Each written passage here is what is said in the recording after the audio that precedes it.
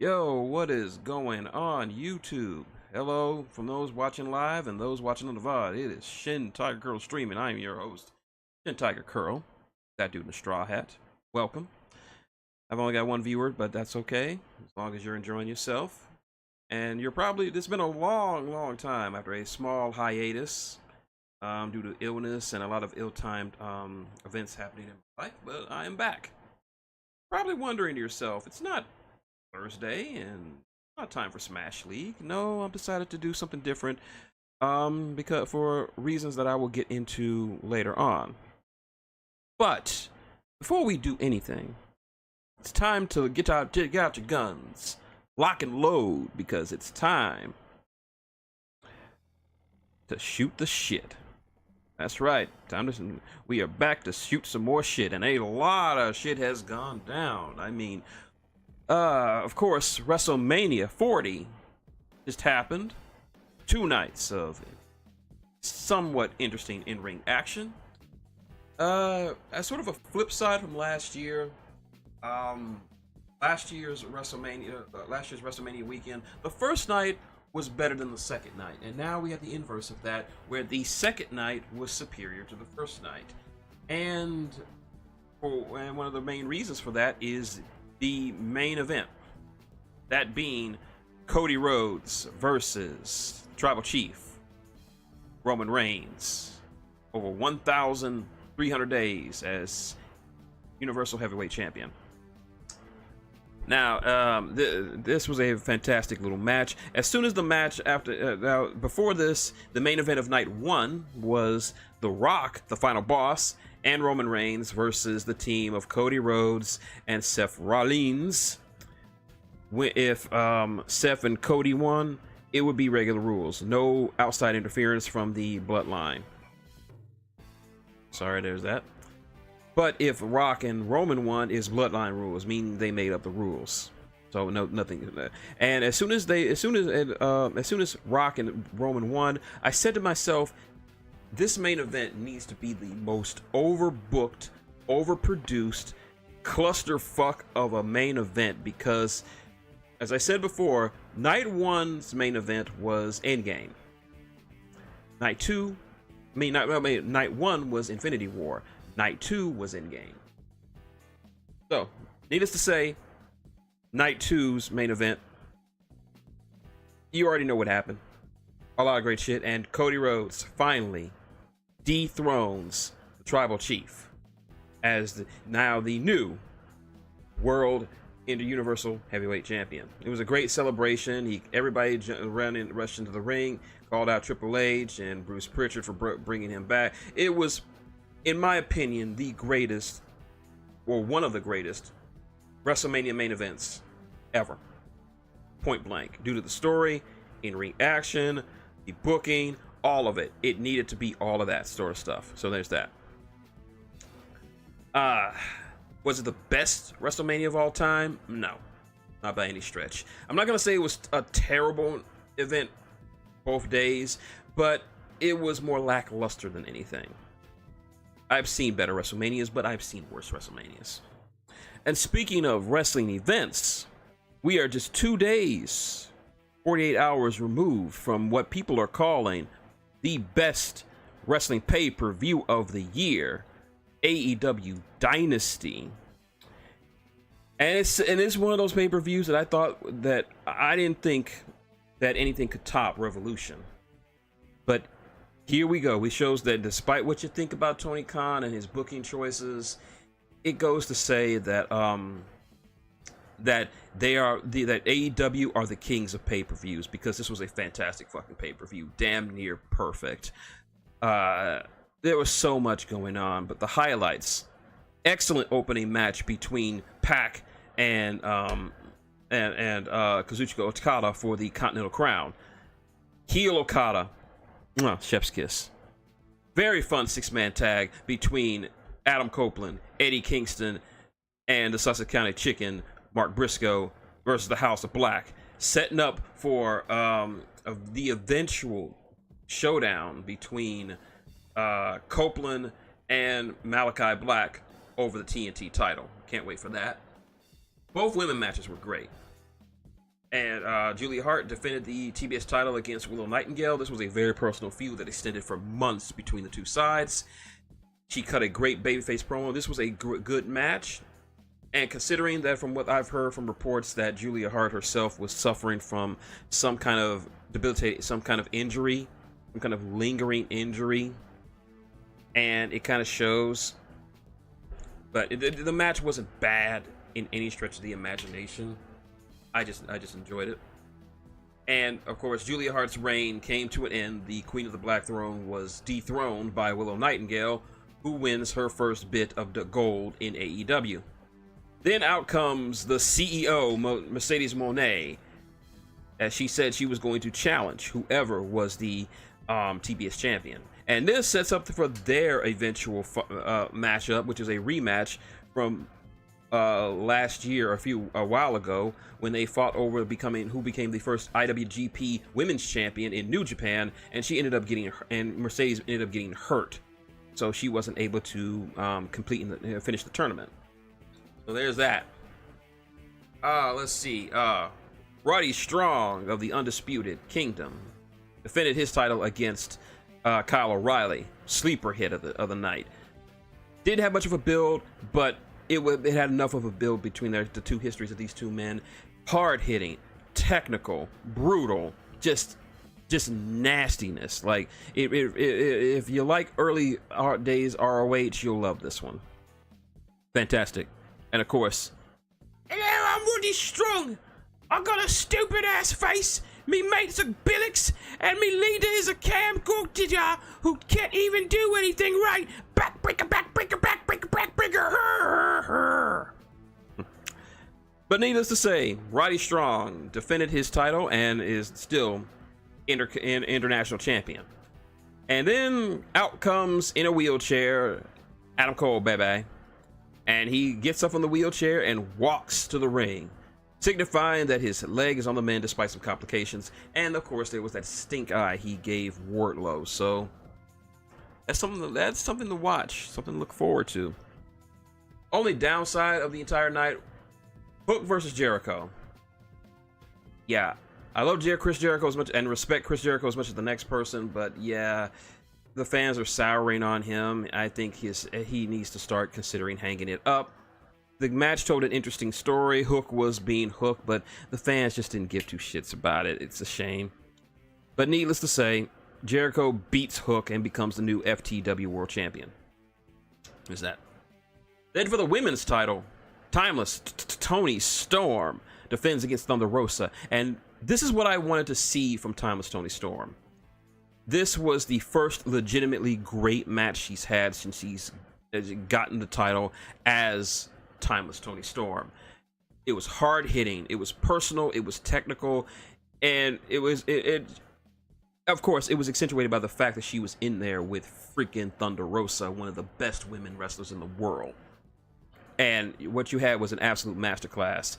And it ends with Timeless Toni Storm taking Thunder Rosa to Cooch Kick City. Yeah, I said it. So Timeless continues her turn.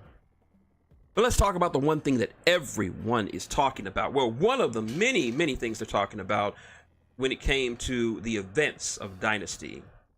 And that is the dream match between the American Dragon, Bryan Danielson, versus the aerial assassin, Will Ospreay. Probably the first match set up for Dynasty, and my God, I cannot do that match justice. No matter what you say, I can't do the match justice. It was an epic. It was an instant classic. Like,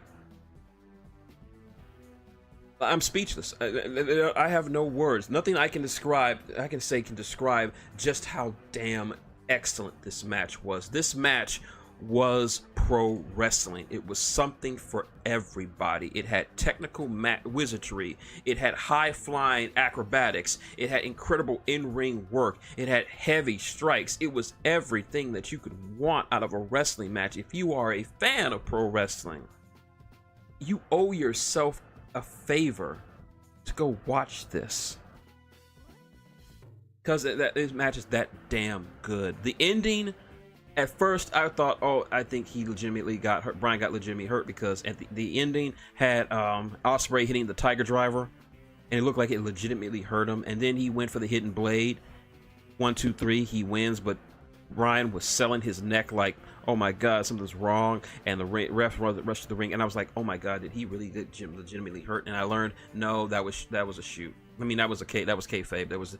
He was not hurt. He was just selling it really, really well. And the concern on Ospreay's face was evident. And in the scrum afterwards, he said that because of this, he's never using the Tiger Driver ever again, which means eventually he'll bust it out desperately, which is the OG Tiger Driver.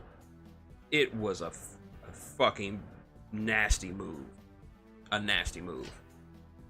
So how does one follow up easily the match of the year in Ospreay versus Danielson? Simple. You have a fucking ladder match between two of the greatest tag teams working today. Nicholas and Matthew, the Young Bucks, versus Cash and Dax, FTR, for the 4th time in a ladder match for the vacant AEW tag team titles. Oh, this was a brutal match. This was by far their most violent and brutal affair. This match was so damn violent and brutal, the fans actually started chanting, "Please be careful," to both teams. So yeah, I really dug the hell out of this match. But it's the ending that really got tongues waggling.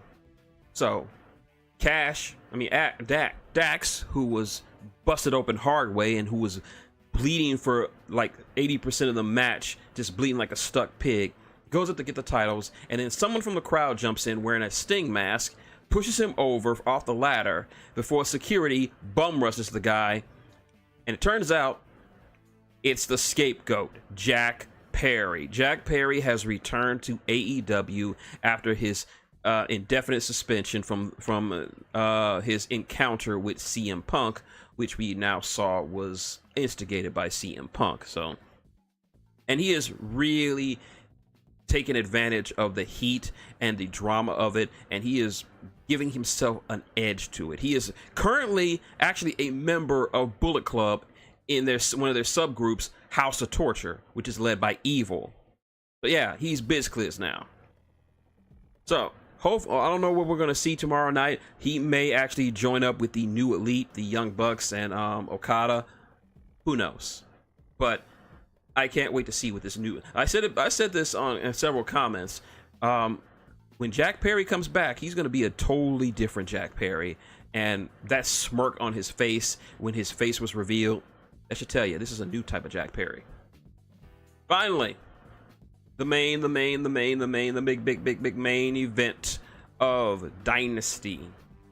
Samoa Joe defends the AEW World Title against Swerve Strickland. Strickland comes out dressed in a Black Panther inspired outfit, more akin to Killmonger than Black Panther, but either one works. He comes out fully dressed like that, and then Prince Nana comes out from the tunnel with a coat that belonged to the late great Jimmy Rave, one of the founding fathers of the Embassy. Match, fantastic stuff. Joe is so damn great. Even at his age, in his 40s, he is still an absolute monster, an absolute unit. He's slowed down a bit, but he still knows how to just feel like a legitimate threat against anyone you put him in the ring with.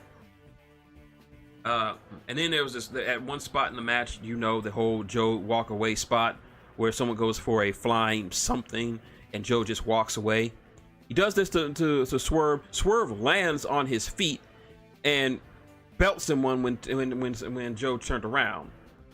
And he basically pulled a patent and said, "Samoa Joe, you magnificent bastard, I read your book!" Yeah, this was a fantastic match. And of course, Swerve makes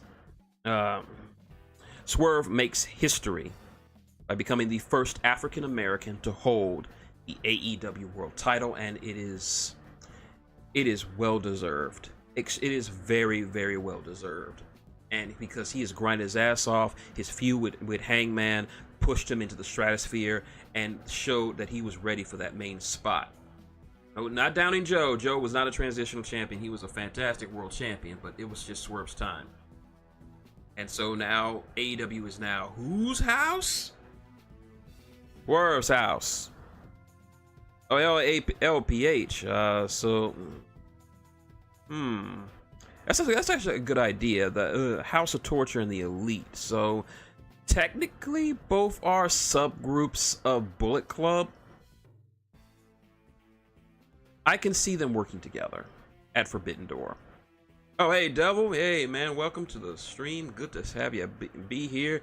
I just finished doing my thoughts and opinions of Dynasty. Fantastic show. Fantastic fucking show. Talking about all the good shit that happened. And I'm just so damn happy. I'm actually looking very forward to tomorrow's Dynamite to see the fallout from it. It is Jack Perry joining the new Elite. Who's going to be the first challenger for Swerve's title?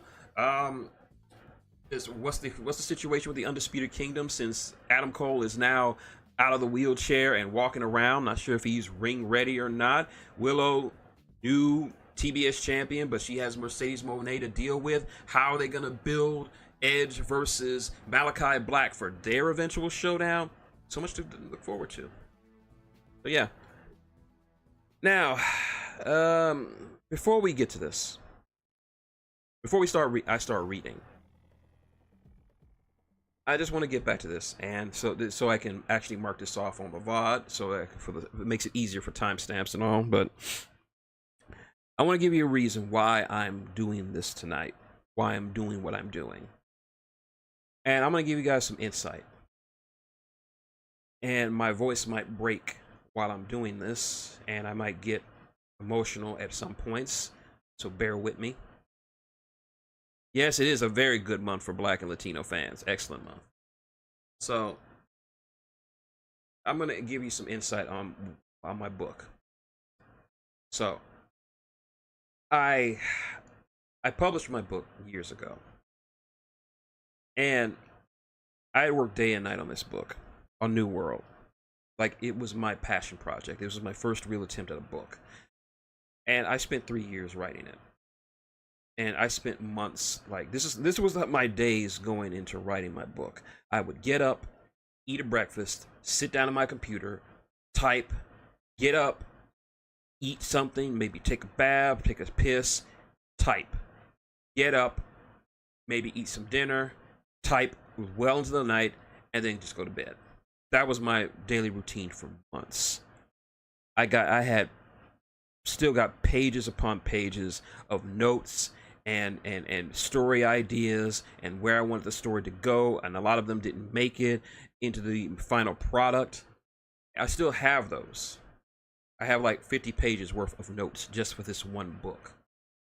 And I even had little notes covering my room, just browbeating myself to work on the book. And I couldn't really afford a editor or a cover maker, so I had Molly Shears, who unfortunately I can't find anymore. She's Mike Muse's wife or significant other. I don't know the relationship status anymore because I can't find them anymore. And she, as well as another friend of mine, worked as my editors, and they helped edit out and make the edit as good as they could. And I had Evil Rev do the cover of the book, of the original cover for the first edition. And I had to just work with what I had. Like, I didn't have a 9-to-5 job. I still don't. And the only money I got was from mowing my aunt's front lawn. And she'd only pay me like $40 every 2 weeks to mow her lawn. And I just saved up the $40 I needed to buy my copyright license, because that was like $250. So you can do the math on how long I had to mow her yard for. So I had to open my first bank account because so money can be transferred in. That's a requirement of selling anything on Amazon. You need a bank account so you can put the money in there. And it was a mess right up until the last moments. And for the ebook, it was easy. I didn't have to do much formatting. I had to format the physical book, the hard copy, myself, and I had to format it page by page by page. So I did that all by myself. So I did all this. My mom bought a bunch of copies, gave it out to family members. Barely anybody read it. And this is the part I'm gonna get emotional from. My aunt Ruth. My aunt Ruth was she didn't start learning how to read until she was like in her 50s. So I remember growing up, I went in her bedroom. My family was living with her and my uncle at the time, and I went in her bedroom and I found some Hooked on Phonics, and I'm like, why is she reading this? Hooked on Phonics is for little kids, and I found out that she did not know how to read, and so she started to read when she was like in her 50s or her 40s or 50s, one about that time. And when I told her I was writing a book, she always had support for me. She's like, "You gonna?" That's why I mowed her yard. She, even though I wasn't very good at it, she still wanted me to pay. She still wanted me to pay me so that I could earn the money I needed to get it published and get the copyright for it. And even though she wasn't a big reader, she still read as much as she could. And every so often when she would come over, she came over like every other day. She was a fixture at this house. And she would ask me questions. Just ask me all kinds of questions about what was going on with the story. Who's this person? Who's that person? And how did you come up with all this other stuff? And she just asked me all these questions. And I know, and it made me feel good because I know she read it. Like there's only like a handful of people that I know read my book. My aunt, friend of the show, Mike Shell, and my nephew, my second oldest nephew, Quentin. And then she died last year. Then me and my dad and my brother-in-law went over to her house, which wasn't her house anymore. It was on the market. We were selling it, and we were just clearing everything out to be put in storage. Everything that wasn't being put in storage, it was sold.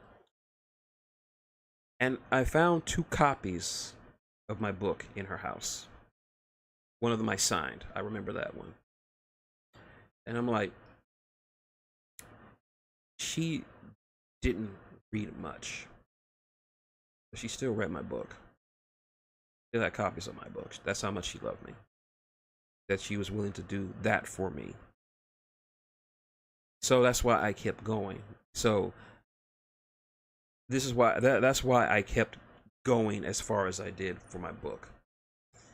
And it's hard work. It's not just publishing a book and just leaving it out there. You have to actively work to get people to see it, because people can't read your stuff if they don't know it exists. So I actually made an entire Facebook group for my book. I was a part of several writing groups for my book.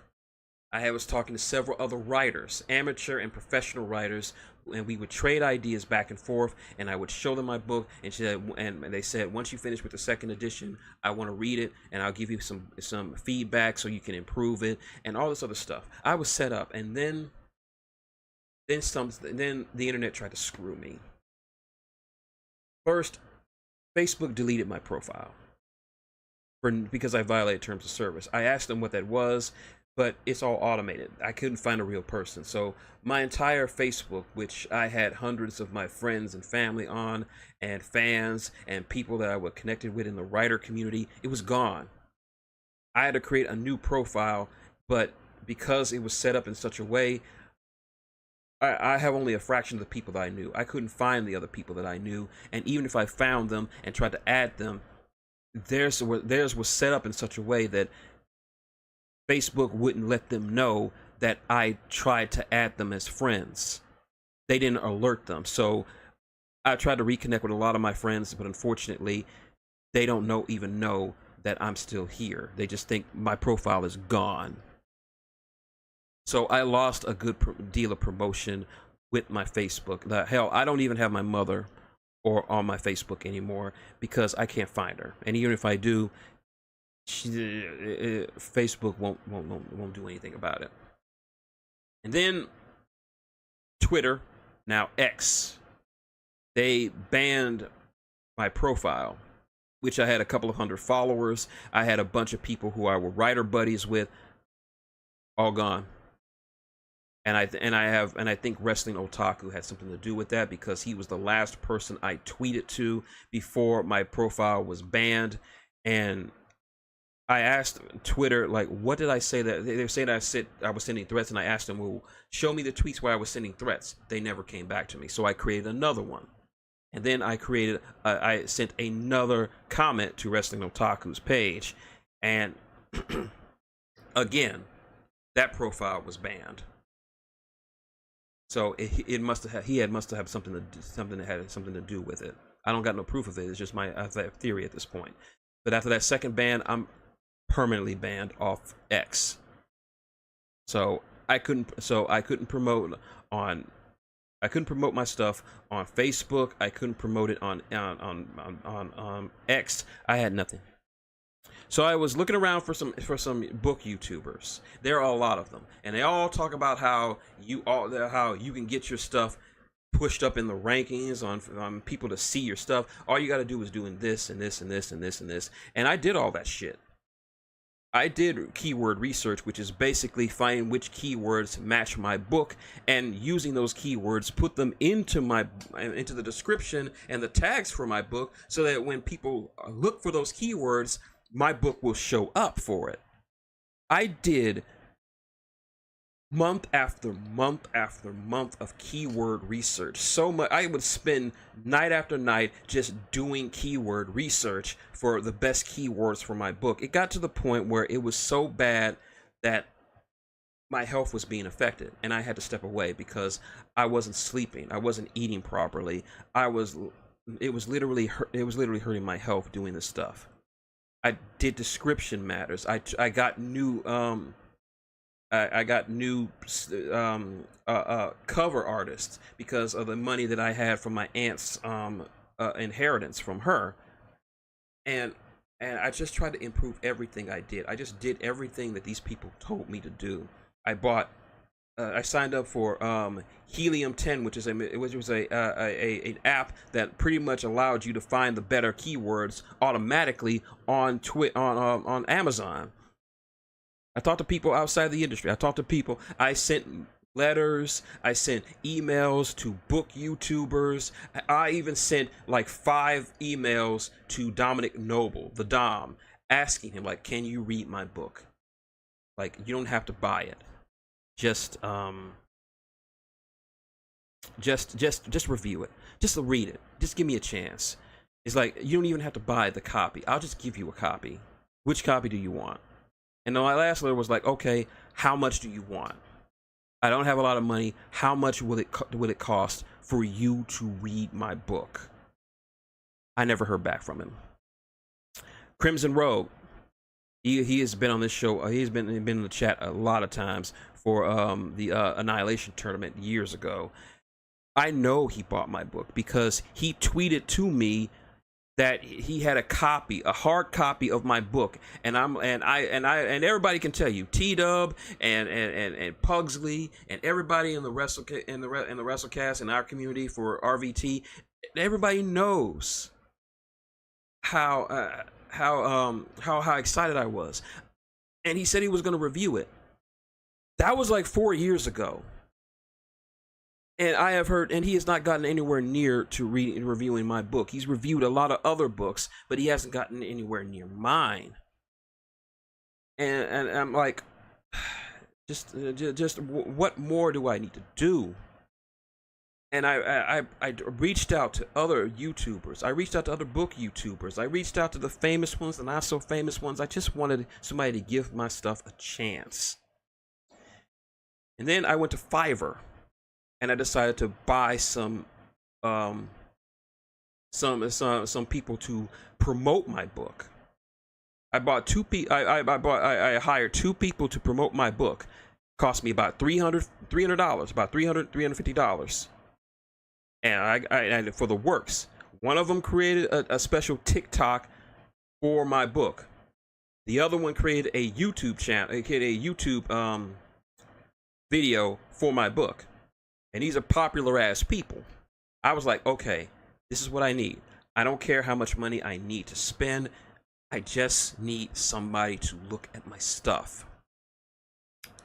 So this was last year. I paid for them around this time last year. And I had my fingers crossed. And then nothing. Not a single book was it wasn't borrowed, wasn't looked at for free.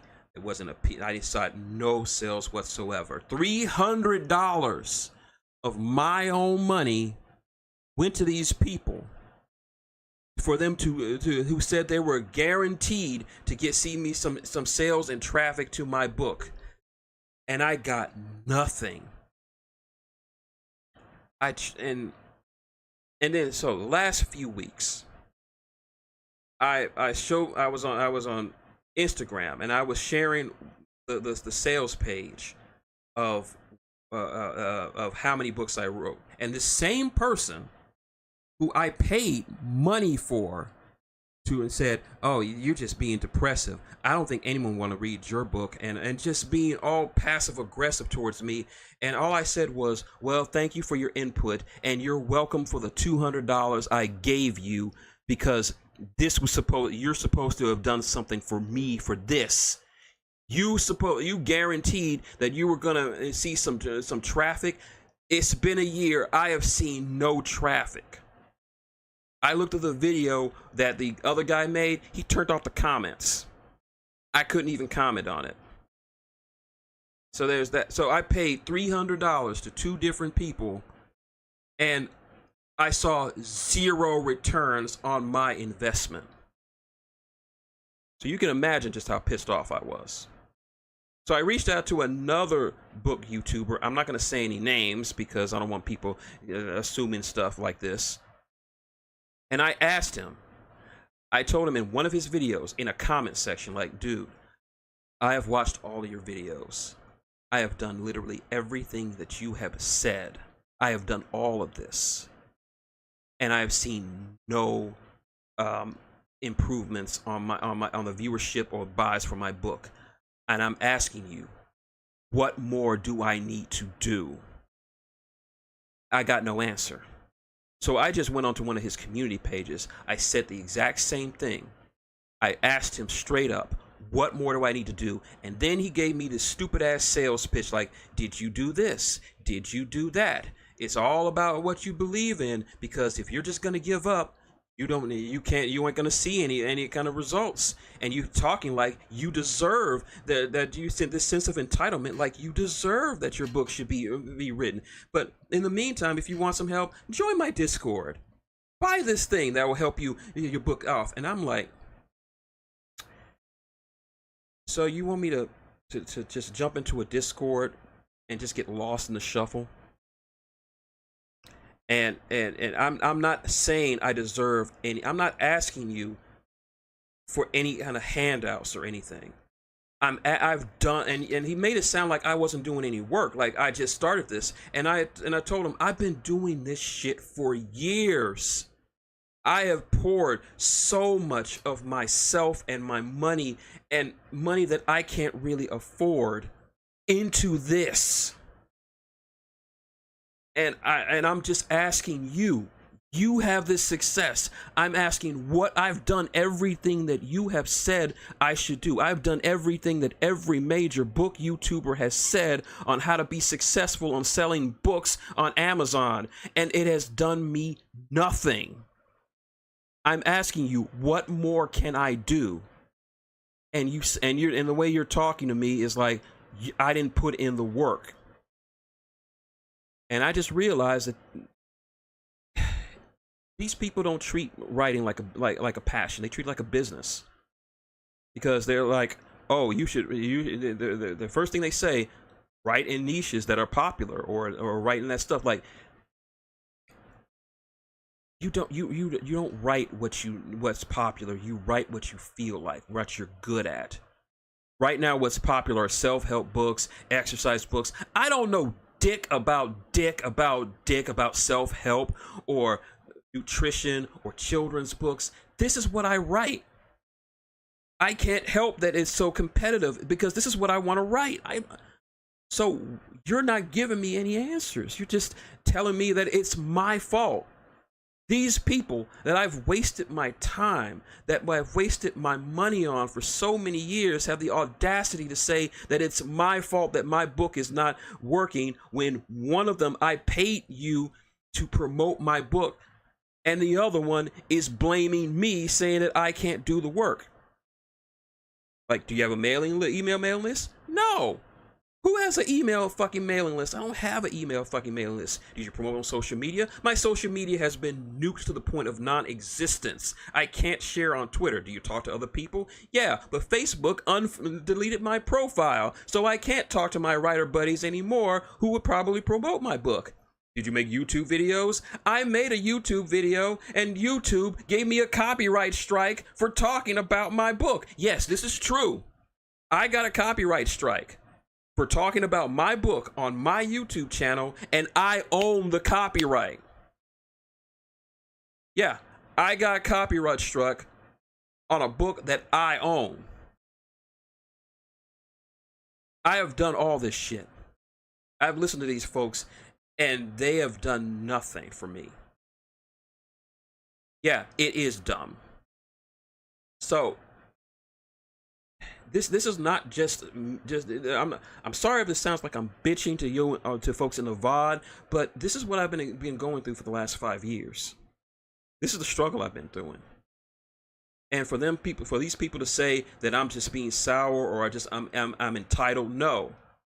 I'm asking you, I'm trying to get your experience and ask you, what more do I need to do? And you're not giving me any answers, and you're just being snake oil salesman, trying to sell me, trying to get me into your Discord, or trying to sell me on another product that I don't have the money for right now because I have not been paid in the last 4 months. I was supposed, like devil knows this story. I was supposed to get some money last year from a cousin who borrowed money from us.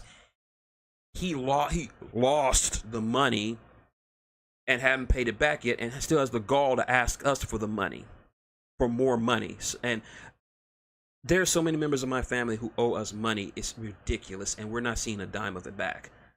And right now, I'm down to the last scraps of my money, and so I'm doing this because this is the only way I can probably make some kind of revenue with my book. Like, I have not sold a single copy of my book. I've only sold 1 copy in the last 13 months. And this is after paying for those book promotions. 1 copy.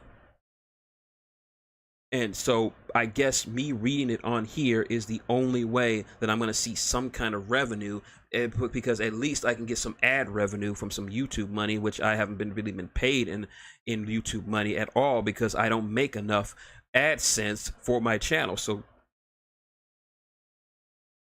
this is the only thing I have left to do. I'm just going to read my entire book over the next couple of weeks and months, and I'm not even sure if anyone's going to read it. I'm not even sure if anybody's going to I'm not even sure what's going to happen with this. This is all I know how to do. I can't, you can't just, when it comes to this stuff, you can't just sit on your ass and just hope somebody watches it and reads it. You got to get it out there. So if those book YouTubers and those publishers and all those other people who have taken my money and my time and my good faith won't help me, then fuck them. I'll just do it myself. And so that's why I decided to read my book live for you guys. I'm not saying you should buy my book or nothing like that. If you want to, I'll pin a comment with the link to the 2nd edition, which I put in a lot of work to make possible. So I'll put it in there in case you want to read it yourself or read along with me. But I'm doing this entirely on my own. So all you book YouTubers who say I don't put in the work, I'm putting in more work on my book than you ever will. This is not me being petty. This is me just saying, fuck you and fuck your snake oil. So yeah, that's what I'm doing. I'm sorry for that long ass rant. And people are trying to, it sucks when people say dumb stuff. Yeah, it does. Like, dealing with dealing with book YouTubers, they just churn out. They just expect you to just to churn out books and just put them out like they're like they're just going out of style. No, if you really are creative, like I know you are, Devil, and I know a lot of other people who are creative, you just can't churn shit out. The creative process is time consuming and energy consuming. So yeah. All right. Enough of this. So, all right. So here's what we're going to do, and we're going to go here. Luffy. All right, and what you're seeing right here is Castle Dracula. I had this commissioned like years ago, and like I said to a friend of mine, I based the design of Castle Dracula off the design of, well, Castlevania, specifically from my favorite Castlevania of all time, Aria of Sorrow, for the Game Boy Advanced.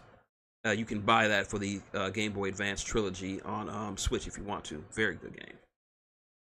So I figured this would be the backdrop for it.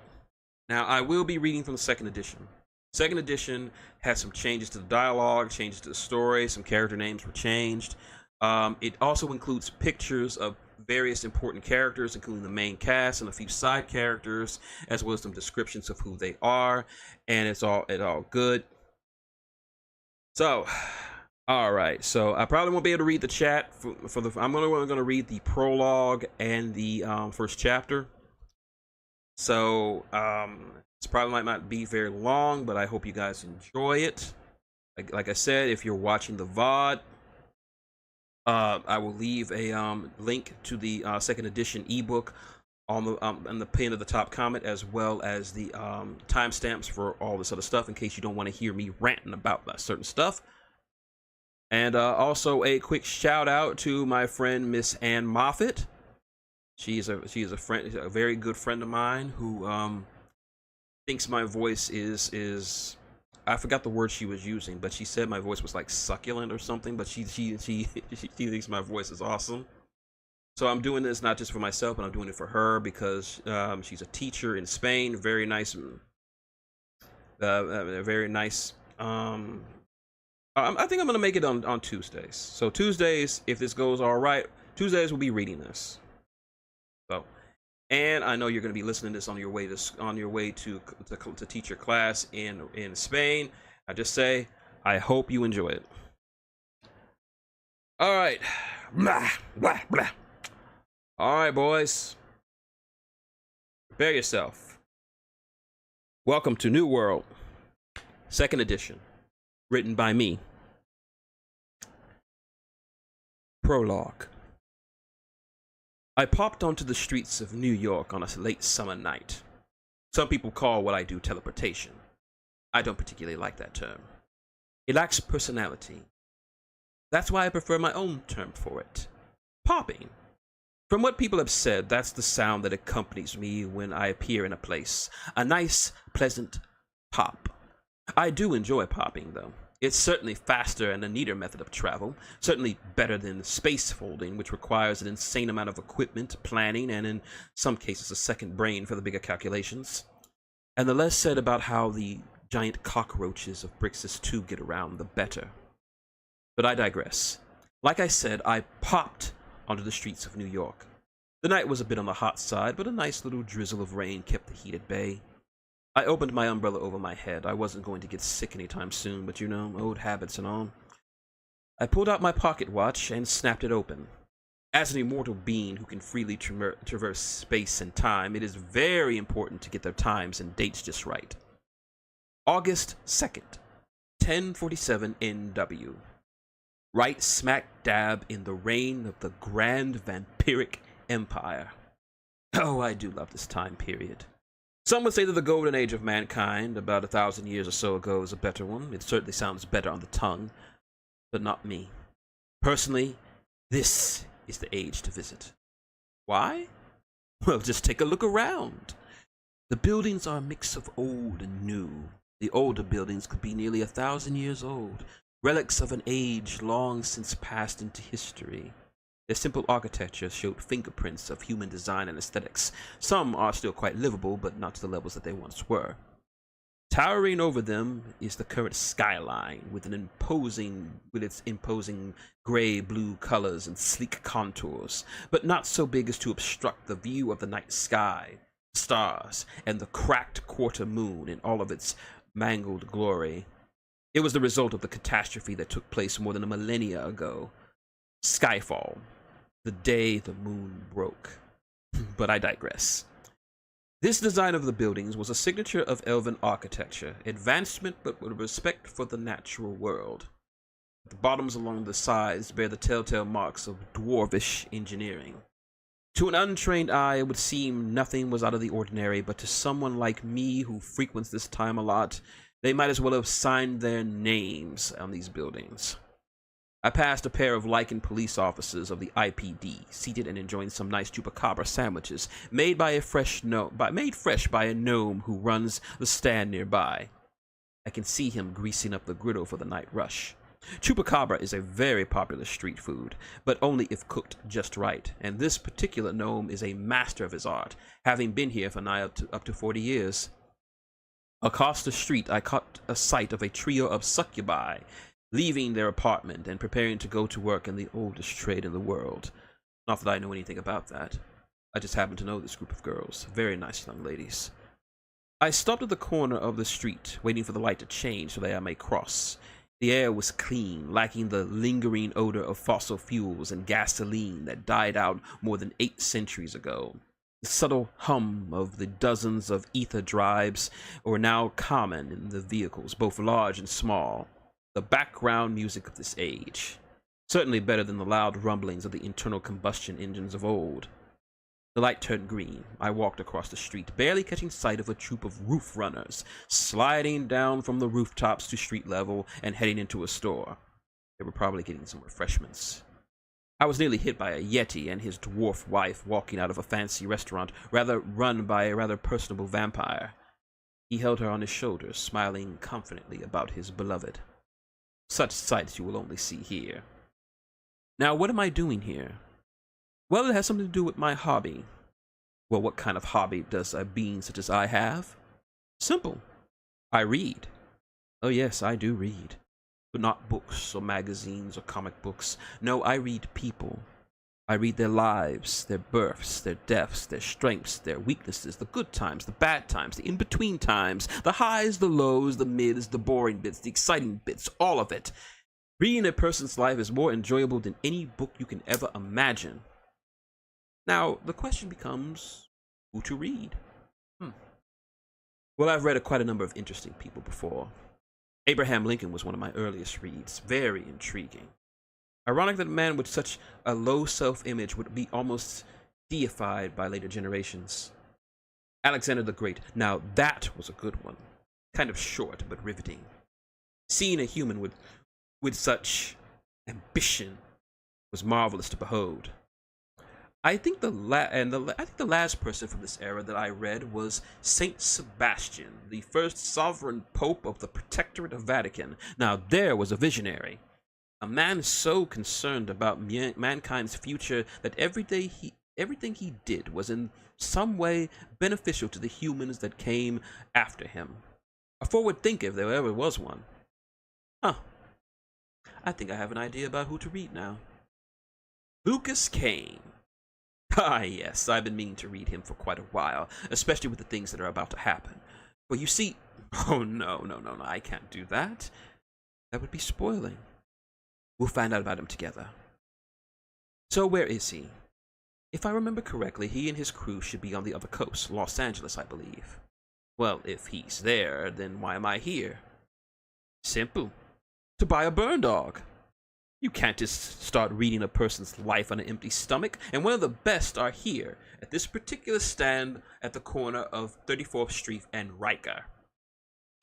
The marriage of odors is always a pleasure to my nose. You can smell the Texas spice. With burn dog in hand, I popped out of the street and once again found myself in the rainbow kaleidoscope of the interdimensional backspace. As I navigated my way to the proper space-time location, I am reminded why I love this new world. Things that would be considered improbable, inconceivable, impossible are as common as walking down the street or putting on your shoes, where myth and legend weave with reality to create a world full of wonders, both subtle and gross. It is full of pleasures to tease your soul, and terrors that will freeze your blood. How can all this be, you may ask? Simple. Because this is the new world. And in the new world, everything is possible. All right, that's the end of the prologue for my grand epic, New World. Sorry, I need a swig of water.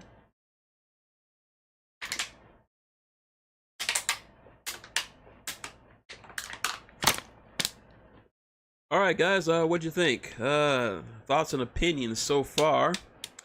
I hope I did enough significant world building to tantalize you. Where's my cough drop set?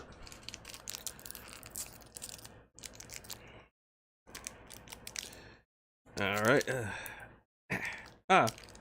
Good. Thank you, LPH. Thank you.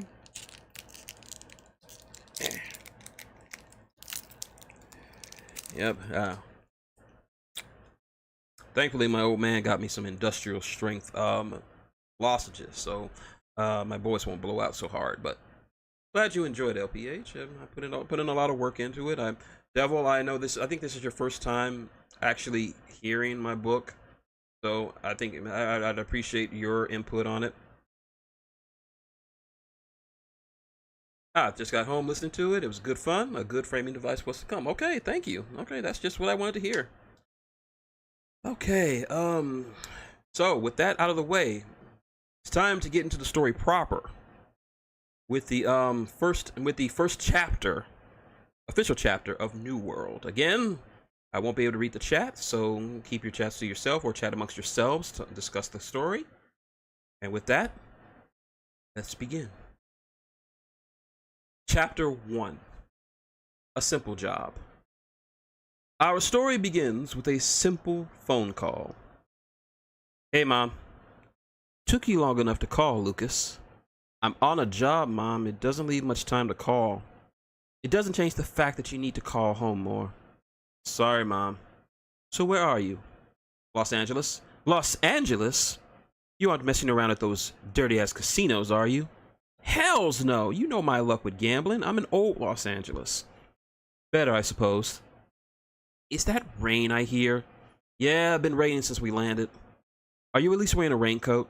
And I mean a proper raincoat, not that dingy rag you wear all the time. It works well enough, Ma. When you get home, use your money to buy a raincoat, or at very least a hat. I don't need a hat, Ma. It's not like I get sick anyway. It just means you're due to be sick. Now promise me when this job is over that you will buy a hat. Ugh, fine. I will buy a stupid hat. Happy? Very. Now I won't keep you. Tell the others I said hi. I will. Love you, Mom. Love you too, dear. Those are the last words he exchanged with his mother before turning off his cell phone. This is Lucas Kane. Human. Ex-IPD detective. Freelancer. A bit of explanation on that last part. A freelancer is a term for a person who performs services and duties that go beyond those of regular law enforcement. They are bodyguards, private investigators, bounty hunters, negotiators, etc. Whatever job is needed at the time, a freelancer does it, for a modest fee, of course. And Lucas Kane was considered one of the best in the Empire, hence why he is here in this deserted street across from an old hotel in this lovely area known as Old Los Angeles. Old Los Angeles is like it sounds, an old part of Los Angeles that was formerly submerged beneath tons of seawater up until about 200 years or so ago when the city enacted the Los Angeles Renovation Initiative. The plan was to unflood the area to expand the city. Using a series of dams and irrigation systems, those parts of the city were brought back to life and began a series of urban renewals. Sadly, this area has fallen into hard times and has since become a ghetto, a refuge for the worst of society.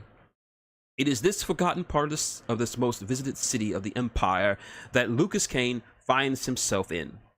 The rain beat upon his head with a with him nary given a care in the world. He ran his hands through his locks, dull silver in color, slicking his hair back due to the water. His old brown trench coat, the one his mother didn't like, did the job of keeping him relatively warm and dry. He placed his cell phone into his black jeans pocket, next to his gun holster. A slight grimace appeared on his face. His large silver boots were caked in mud from the rain and dirt. One could see that he didn't like the feeling of mud on his shoes, but there was no time for personal comfort. There was work to do. Next to him was a black briefcase, much larger than a normal business-style case. His red eyes scanned the seemingly abandoned building in front of him, his mind at work planning the events that were to come in the next few minutes. Lucas reached into his jacket pocket to reveal a pair of tinted goggles and wrap them around his neck. They would be needed for the plan later on. His hand reached up to his ear.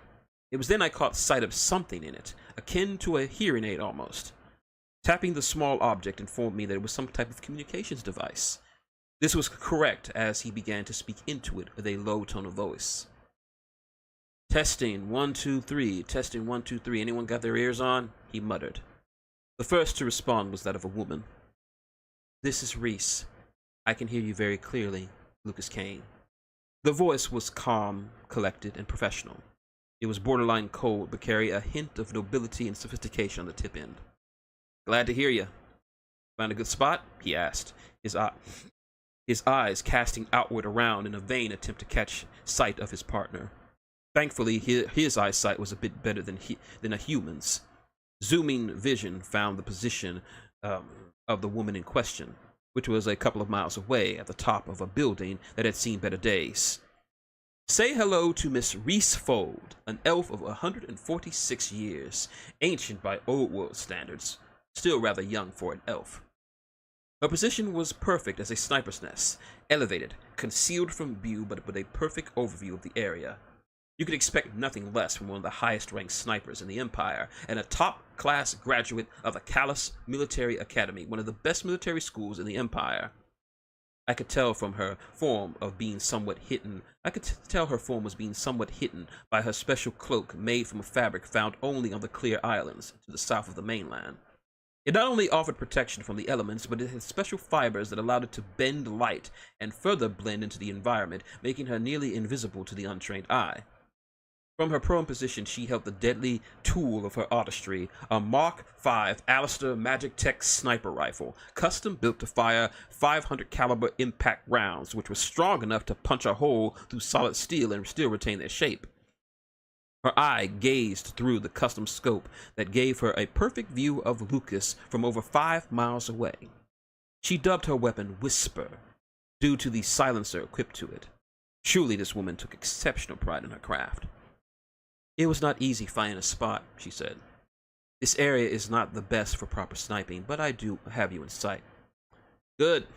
Rain not giving you problems? Please. Her tone reeked of dismissal. I've worked in worse weather. He smirked at her compliment. Always the professional, but that's why he enjoyed working with her. A little rain never bothered anyone anyway. That's what I like to hear, Reese. No problems with visibility? He asked. Nothing too troublesome. That anti-fog glass I bought was well worth it for this. I have you in my sights. And while I'm at it, please refrain from scratching your bottom. A wide-eyed look of shock rolled on his rain-soaked face. You can see that? Unfortunately. A mischievous smirk grew on Lucas's face. At first, he only did it because, well, he was a man. Men scratched their butts. But now, he did it on purpose to annoy her. Her voice took a much colder edge to it as she spoke again. If you do not cease that horrific activity, I will shoot you in the head. Lucas turned to her general direction, enough that his face appeared fully in her scope. Really? You'd shoot me in the face? Wrong head. She punctuated her threat by chambering around into Whisper and made sure it was loud enough to be picked up in her earpiece. He outwardly paled, fairly certain that her aim was now squarely set on his private area. She was deadly serious about shooting him in the dick. She was as genuine as she was professional, and her threats were never threats for very long. Lucas removed his hand from his butt before speaking again. Yo, Thorgan, you on yet? The male voice that answered sounded like a tainted mix of Irish, Scottish, and 100-year-old whiskey that had been left in an old basement by a one-eyed farmer in a bad mood. Aye, I hear ya. But time you got to me, the voice said incredulously. Well, you should have answered first, Lucas explained. It's not my fault that I'm stuck trudging through these damnable sewers. Funny. I thought dwarves were at home in the filth of others, Reese chimed in. Oh, and is that the dulcet tones of elven bitch I hear in me ear, or is it the dying cries of an old yeti, much past her prime? You would best watch your mouth, Thorgan Riffall, or I shall return your body to your family for a proper burial. Oh, I thank you, lass. I'll make sure when this is over, I'll give you a nice big hug. You will not get 50 feet near me, dwarf. Guys! Lucas snapped, finally tiring of their back-and-forth bickering. I swear you two argue like an old married couple. Lucas's comment was met with a series of muttered curses, both in Elvish and Dwarvish. That's not funny, lad. Not funny at all. For once I agree with a dwarf. Do not make such a statement again. Lucas's gloved hand rubbed his forehead in distress from the back and forth between his partners. He'd find it almost hilarious if it wasn't so infuriating. Whatever, kill me later. I'll make out my will, he sighed. How long before you get into position, Thor? He asked. The sloshing of dirty water and grunts of effort gave him an idea of the answer. There's a bit of work done down here on the subway a ways back. Had a bit of trouble getting it past the blasted workers. Give me about 10 minutes. I should be in position by then, Thorgan answered. And Mr. Fisher? He'll be ready to rumble when the time comes. And Groose? The dwarf groaned. You know how he is, lad. The last time I saw him, he was up on Sunset Boulevard. Swear he's gonna get into a heap of trouble if he keeps on doing that. He'll be here, bad habits aside, Lucas confidently said about their missing partner. Alright, kiddies, it's serious time. We're gonna play this one easy. Reese, you got my 6. Keep an eye on me at all times with a finger on the trigger. As the young ones would say, I have your back, Lucas Kane. Thor, you set up the party favors. I want a nice fireworks display. Bright and loud. Do not worry yourself, lad. When I'm done, it'll look like a bloody Empire Day had come early. That's what I like to hear, said Lucas as he reached down and picked up the black briefcase next to him. Okay, showtime. Lucas walked across the rained-out streets towards the old, seemingly abandoned hotel. I say seemingly because, like myself, Lucas doubted that the building was as abandoned as it seemed. I could almost hear his thoughts as he passed through the large metal fence that surrounded the property. Assess, plan, execute. That was the mantra he learned from his years as an IPD detective. It was drilled into him by his own father. Assess, plan, execute. Assess the situation. Learn all you can about your surroundings, your enemies, what they can do, and how well they can do it. Plan an appropriate strategy. Take what you've learned from your assessments and formulate a plan to achieve your goals. Execute the strategy. Activate the plan and perform it as quickly and as efficiently as possible.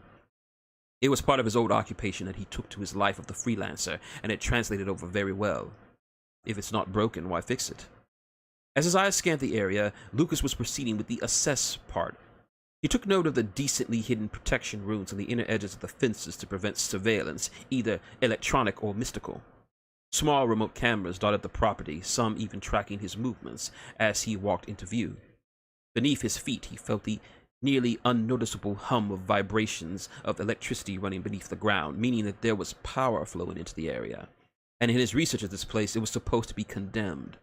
Thus, there was no room for further doubt. This wasn't some random ramshackle wreck that they chose for this deal, no.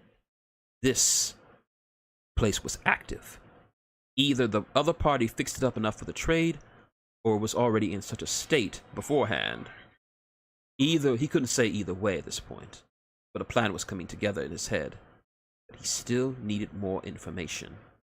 Lucas arrived at the massive door to the hotel and knocked. His eyes scrunched together. The door didn't feel normal. It felt thicker, heavier for a door of this kind of building should have. It was reinforced, probably with titanium or something else, probably eternium. Either way, you really need some serious firepower to make a dent in this kind of door. Another assessment. If the door was reinforced, then most likely the rest of the building was as well. Maybe all of it? He would amend his thinking as he explored more of it. Just as he finished his thought, a slat opened up and the other part of the door slid open, a pair of angry eyes peering at Lucas. They were accompanied by a menacing, rumbling voice which spoke to him. Who are you? Deciding to keep things light, Lucas flipped the case onto his palm on the flat side. Pizza delivery. I know it's a bit late, but you asked for extra Nessie, and that stuff takes a while to cook, he quipped with a grin. The eyes were not amused.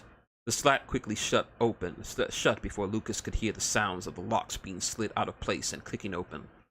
It swung open hard, revealing a rather large humanoid in a red shirt, black hair, bronze skin, hairy cloven legs, and a part of his horn sticking out from his forehead. He was a satyr. It didn't really surprise Lucas a bit. Satyrs were as common a sight in the criminal underworld as spiders in an attic. And why wouldn't they be? Satyrs were the perfect hired guns, strong, tough, reliable, and not too smart to think of anything else beyond the job and the pay, which mostly consisted of booze and women. That'll be 19 dracs, he joked, sporting his winning smile. The satyr merely grunted distastefully at him while motioning him to enter. Walking into what he assumed was once the lobby, Lucas began to covertly assess the environment. 6 more satyrs were over by the front desk, huddled around a large TV screen watching the big EWA tag team match. There were at least 30 or more humans loitering about the room, some cleaning their guns while others engaged in gambling. He could spot some playing demon dice. Another were busy playing a rather heated game of New Texas Hold'em, with one of them winning a rather large pot of drachmas. There were weapons strewn about the place, from swords of varying lengths to handguns and assault rifles, some appearing loaded and ready. As he was led to the lobby, the sound of disgusting slurps and munches caused him to cast a glance to the area that was once the dining area. Inside, he saw a large mass of sickeningly dark green sitting at a table with about 8 plates of food spread about. The creature, who seemed too big for the chair they were sitting in, was eating food by the handful, barely having time to breathe. This wasn't good. They have a cave troll, and a rather large one at that. Hold on. The trolls were not native to the Empire. In fact, the only place in the New World where one could find them would be in the Wildlands, and it was rare to see even one of them anywhere else outside of their hides being displayed as some hunter's trophy. Trolls weighed enough to crush a car flat, strong enough to throw a bus, and were more likely to eat you than beat you to death, since they had legendarily voracious appetites. Looking into his research, he was right about the man behind this. Not only did he have the dracs to buy a troll, but he had the influence to get this big fellow past customs without raising any flags. This was unexpected, but it was something beyond his ability to plan around. His horned host guided him to an elevator that was being guarded by a dark-skinned human, staring off into space with his eyes constantly changing hues. Lucas frowned a bit. He was on Flux. It was the newest designer drug that hit the streets about a year ago. It gives you the same high, a greater high than Nero Coke, but the downside, it made you quick to anger and totally paranoid, evidenced by the coloring of the eyes shifting from one hue to another. The human pressed the call button and the doors of the elevator slid open. Not gonna frisk me? He asked. Not my job. That's for the upstairs, the goon droned, motioning him to enter the car with a drawn pistol. After giving the space a cursory glance, Lucas calmly walked in, not wanting to give this junkie any reason to be suspicious of him, and decided to put an impact round in his head. You're heading to the 7th floor. You don't get off on any other floors but the 7th. This car is rigged with enough explosives to send you to the POV first class. We got the car rigged with the cameras, so don't have any funny ideas. You try to get off on another floor, we blow the car. You try to get out any other way, we blow the car. Hell, you even scratch your balls, we blow the car, he warned. Now wait a damn minute, Lucas started. I reserve the right to scratch my balls. It's my right as a man. The goon gave him a withering look as his eyes shifted from a deep blue to a light purple before punching the button, closing the doors. Lucas carefully ran his fingers through his hair as he felt the car shudder and move upwards. Outside of his previous action, he tried his best not to make any unnecessary movements with his arms or hands. Given what little he knew about the person he was about to deal with, he had to take precautions, and he had to limit how much he could move inside the ascending car. He was thankful he hadn't decided to be smart and check his case. That would have put a major kink in the plan, which was taking shape as the minutes ticked by. The bell dinged, signaling the arrival of the designated floor. The door slid open to reveal a tall, rather well-dressed elf holding a rather large Magitech assault rifle. "Mr. Kane, we've been expecting you," he greeted with total politeness, motioning him to exit. The floor was worlds apart from the lobby downstairs. Nice new carpeting lay beneath his boots. The smell of fresh paint entered his lungs, and the doors to all the rooms were newly installed and top quality. "Hello, nurse," was all Lucas said as he looked at his new surroundings. If he didn't know any better, if he didn't know he was in one of the worst ghettos in the Empire, he could have sworn this was a new hotel in downtown New Transylvania. This told him a lot more about this boss. Not only was he careful and cautious, but he was also used to a certain lifestyle. The gears turned in his head. His research was right on the money. The poke of the gun at his back woke him from his thoughts, and he was told to keep moving. His destination was the 7th room down the hallway from the elevator. On either side of it were 6 more elves, similarly dressed and armed like the one behind him. In front of the door was a small security table with an elf seated at it. Behind him seemed to be what appeared to be a metal detector. Fortunately for him, his earpiece was made of a type of plastic, all but undetectable by modern metal detectors. As long as he didn't get physically search his ear, they would be ignorant of his existence. "Mr. Kane," greeted the seated elf. "I see you found your way here." "Directions were good," he quipped. "Very good.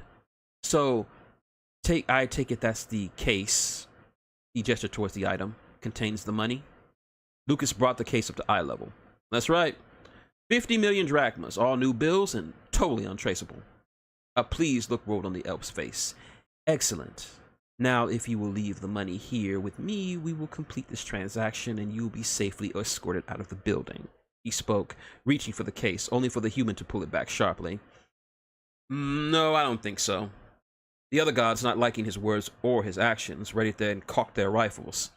Lucas eyed them, feeling their hostile glares, targeting his head, chest, and any other vital areas of his body. Now, there were 2 important facts about elves that you need to know in a situation like this.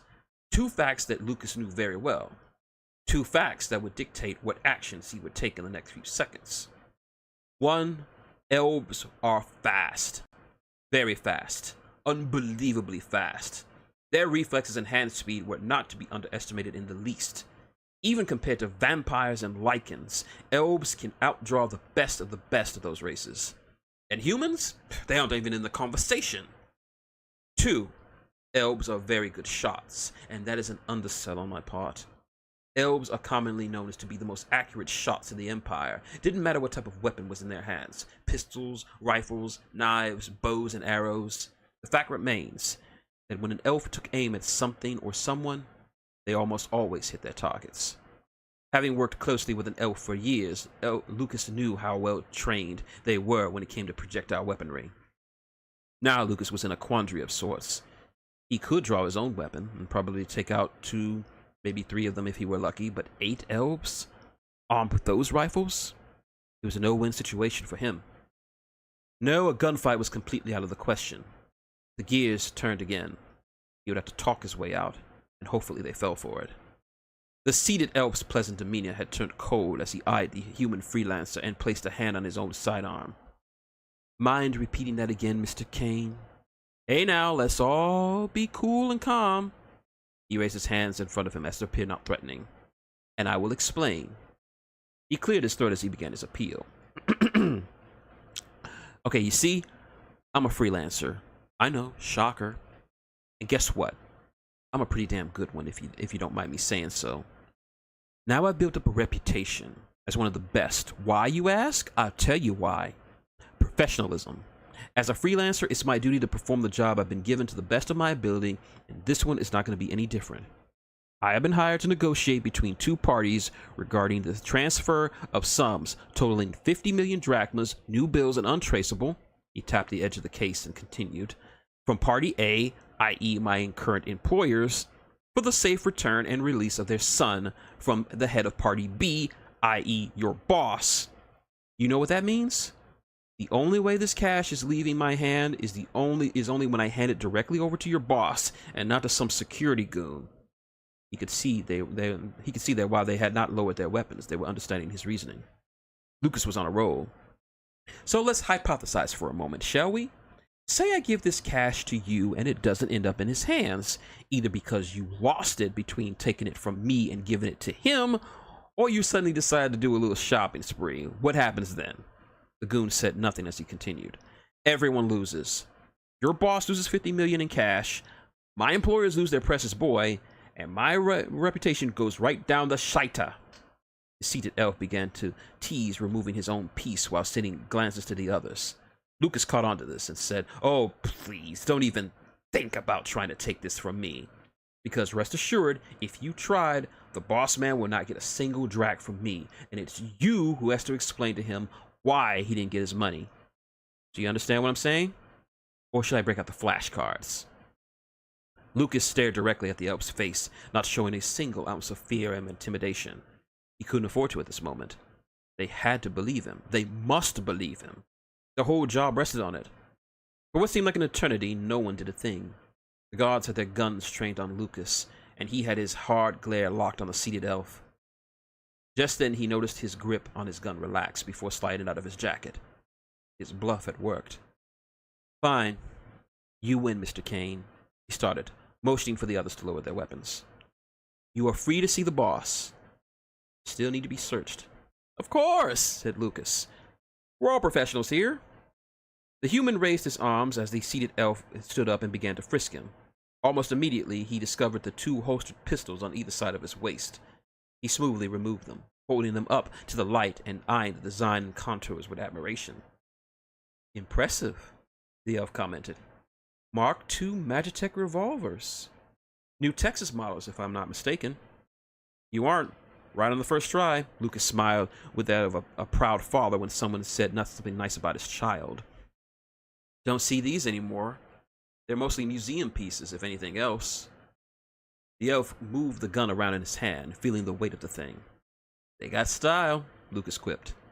The Mark II Magitech revolvers were an older model of the standard handgun used today. It is occasionally used by a few law enforcement agencies within the Empire, specifically the New Texas Rangers. Nowadays, the Mark IIs were more showpieces than actual sidearms, but still packed plenty of power due to the fact that they still used variable rounds as opposed to the impact rounds used these days. "These puppies would fetch a good price at auction." "Yeah, true," he said. "But I'm gonna get those back." The elf dismissed his comment as he placed the guns on the table. That's until Lucas slapped his palm to get his attention. "Seriously, I'm gonna get those back." There was a deadly seriousness in his voice that the elf didn't ignore. There was nothing that would suggest he would truly get his guns back, but the look on his face was enough to tell him that it would be best that this man receive his firearms at the conclusion of this deal. Wordlessly, the well-dressed elf continued his search. His cell phone in his back pocket, a pack of gum in his other back pocket, and a pack of High Wolf cigarettes in his coat pocket. Lucas's face balked. "Aw, man, not the smokes," he whined. "Can't be too careful." "Come on, it's a pack of smokes." Judging from the look on his face, his pleas were falling on deaf ears. "How about a single one? Can't hurt." The elf considered his request for a moment. Seeing no harm in it, he opened the new pack and removed a single stick of tobacco and placed it comfortably into his jacket coat pocket. Lucas's face broke into a wide, bright smile. "Ah, you're a pal." Thus, he ended his short pat-down, allowing Lucas to pass through the metal detector with ease and into the other room. Turning the knob, Lucas opened the door and walked in to find, not surprisingly, a room as well furnished and immaculate as the rest of the floor behind him. There was another pair of guards on either side of the door, also very well dressed and similarly armed to the ones outside. There were a few nice paintings on the walls, probably worth more than he was being paid for this job. As he closed the door behind him, his eyes caught sight of the seal between the walls. A piece falls into place for his plan. Ahead was a large, well-made desk trimmed in gold and a few fine decorations on either side. Yet again, something he more likely couldn't afford. And behind the desk, with his back to him, was an elf with black hair and a blue pinstripe suit, his eyes locked on looking out of a large window that not only gave him a great view of the ruined neighborhood, but an awesome view of the new Los Angeles in the distance. The elf smiled as he turned to face him, a very expensive-looking earring dangling from one of his pointed ears. "Lucas Kane," he proclaimed. "Welcome, right on time." "Well, I like to be punctual," "which I appreciate. Please." He extended his hand into the front of his desk. Lucas took the seat offered to him, relaxing his posture as his host sat down. "I like the desk." "Do you? It's made from solid Ottawa oak, straight from the north, very expensive." The human glided his hand along the surface of the wood. "I can tell. Wish I had something like this in my office." The boss raised his eyebrows. "Really? The most famous freelancer in the Empire can't afford a desk like this?" Lucas gave a muted chuckle. "Just because I'm somewhat famous doesn't mean I'm rich." "Good point," he agreed. "Speaking of money," his eyes shifted to the case next to him. "Oh, you mean this?" Lucas asked, lifting the object up in question. "Yep, 50 million drachmas per the agreement, and you'll receive it once the negotiations are finished between you and I." "Oh, really?" the elf asked, seating himself behind his very well-made desk. "And what's to stop me from, say, ordering my men to simply take it from you?" "Hypothetically?" The elf smirked, bridging his fingers together. "Of course." "Then, hypothetically, you wouldn't get your money." "Please elaborate." Lucas held the object up in question high as he began to explain.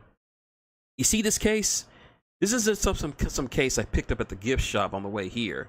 This is a custom job made by a very talented dwarf I know. It's a triple encoded lock system built to my own specifications, handprint ID on the handle, password protected, and designed with multiple fail-safes to prevent anyone who isn't me from opening it. The handprint scanner not only won't ID any other hand than my own, but it has a nifty bioreader, which means if my hand isn't attached to my body, it ain't opening. The password system has also a nice little voice stress analyzer that can gauge my physical stress and health by the pitch and tone of my voice, meaning unless I'm in perfect health and utterly stress-free, not getting into this baby. And lastly, if you try to crack this bad boy open by any other means, the seam has pressure triggers along the edge. Anyone trying to pry it open will trip off a special surprise that will spray the contents with a highly corrosive acid that will turn anything inside of it, in this case money, into a mass of melted slag. So hypothetically speaking, if you take this from me, you don't get paid." The elf absorbed the information he was presented with. He had no reason to believe a single word, but Lucas said it in such a way that despite his reservations, the possibility of the validity of his claims could be just. His face was a stone wall of neutrality, hiding his thoughts over the subject. Eventually, he broke out into a small chuckle. "Very impressive, Mr. Kane," he started. "You certainly do live up to your reputation. The consummate professional." "It's what I do," Lucas spoke, setting the case down next to his chair. "So, shall we begin?" the elf asked. "Not just yet, my friend. You see, I have a question to ask." The elf raised an eyebrow in response to his statement. Now, Lucas was an inquisitive man by nature of his years at the NYIPD. Even after more than a decade had passed since he hung up his badge and coat for the life of a freelancer, he still remained inquisitive to a fault. If he asks questions, he'll want answers. And if Lucas Kane wants answers, he'll get them. "A question?" "It's a simple question." He looked at Lucas as an adult would look at a child who asks where babies come from. Finally, he relented. "Ask away."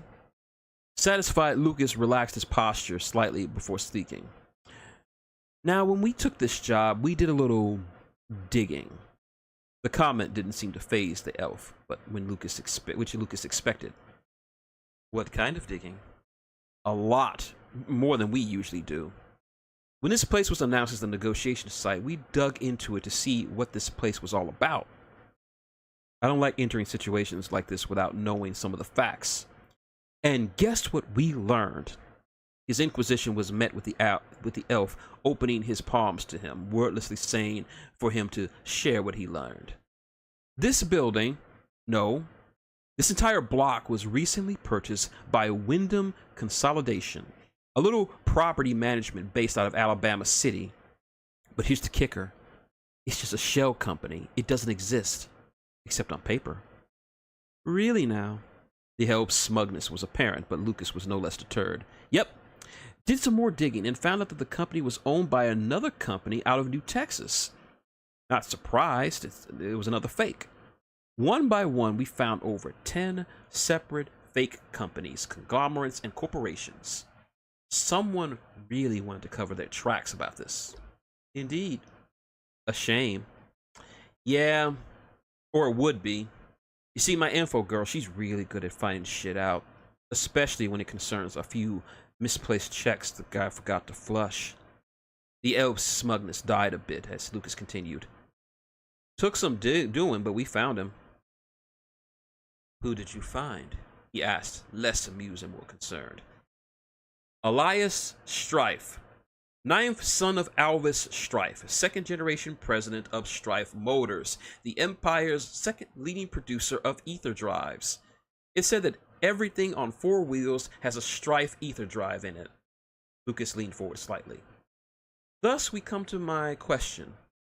If you're indeed Elias Strife, then why would someone as well off as you resort to kidnapping? The elf's face was a stony mix of silent frustration, indignation, and astonishment. Part of him was very much tempted to have this human killed, damning the money to preserve his concealment, but another part, arrogant part, wanted to show off his brilliance and cunning to the most dangerous of freelancers. A slow, deep chuckle erupted from his throat. My dear Mr. Kane, you are indeed good at your job.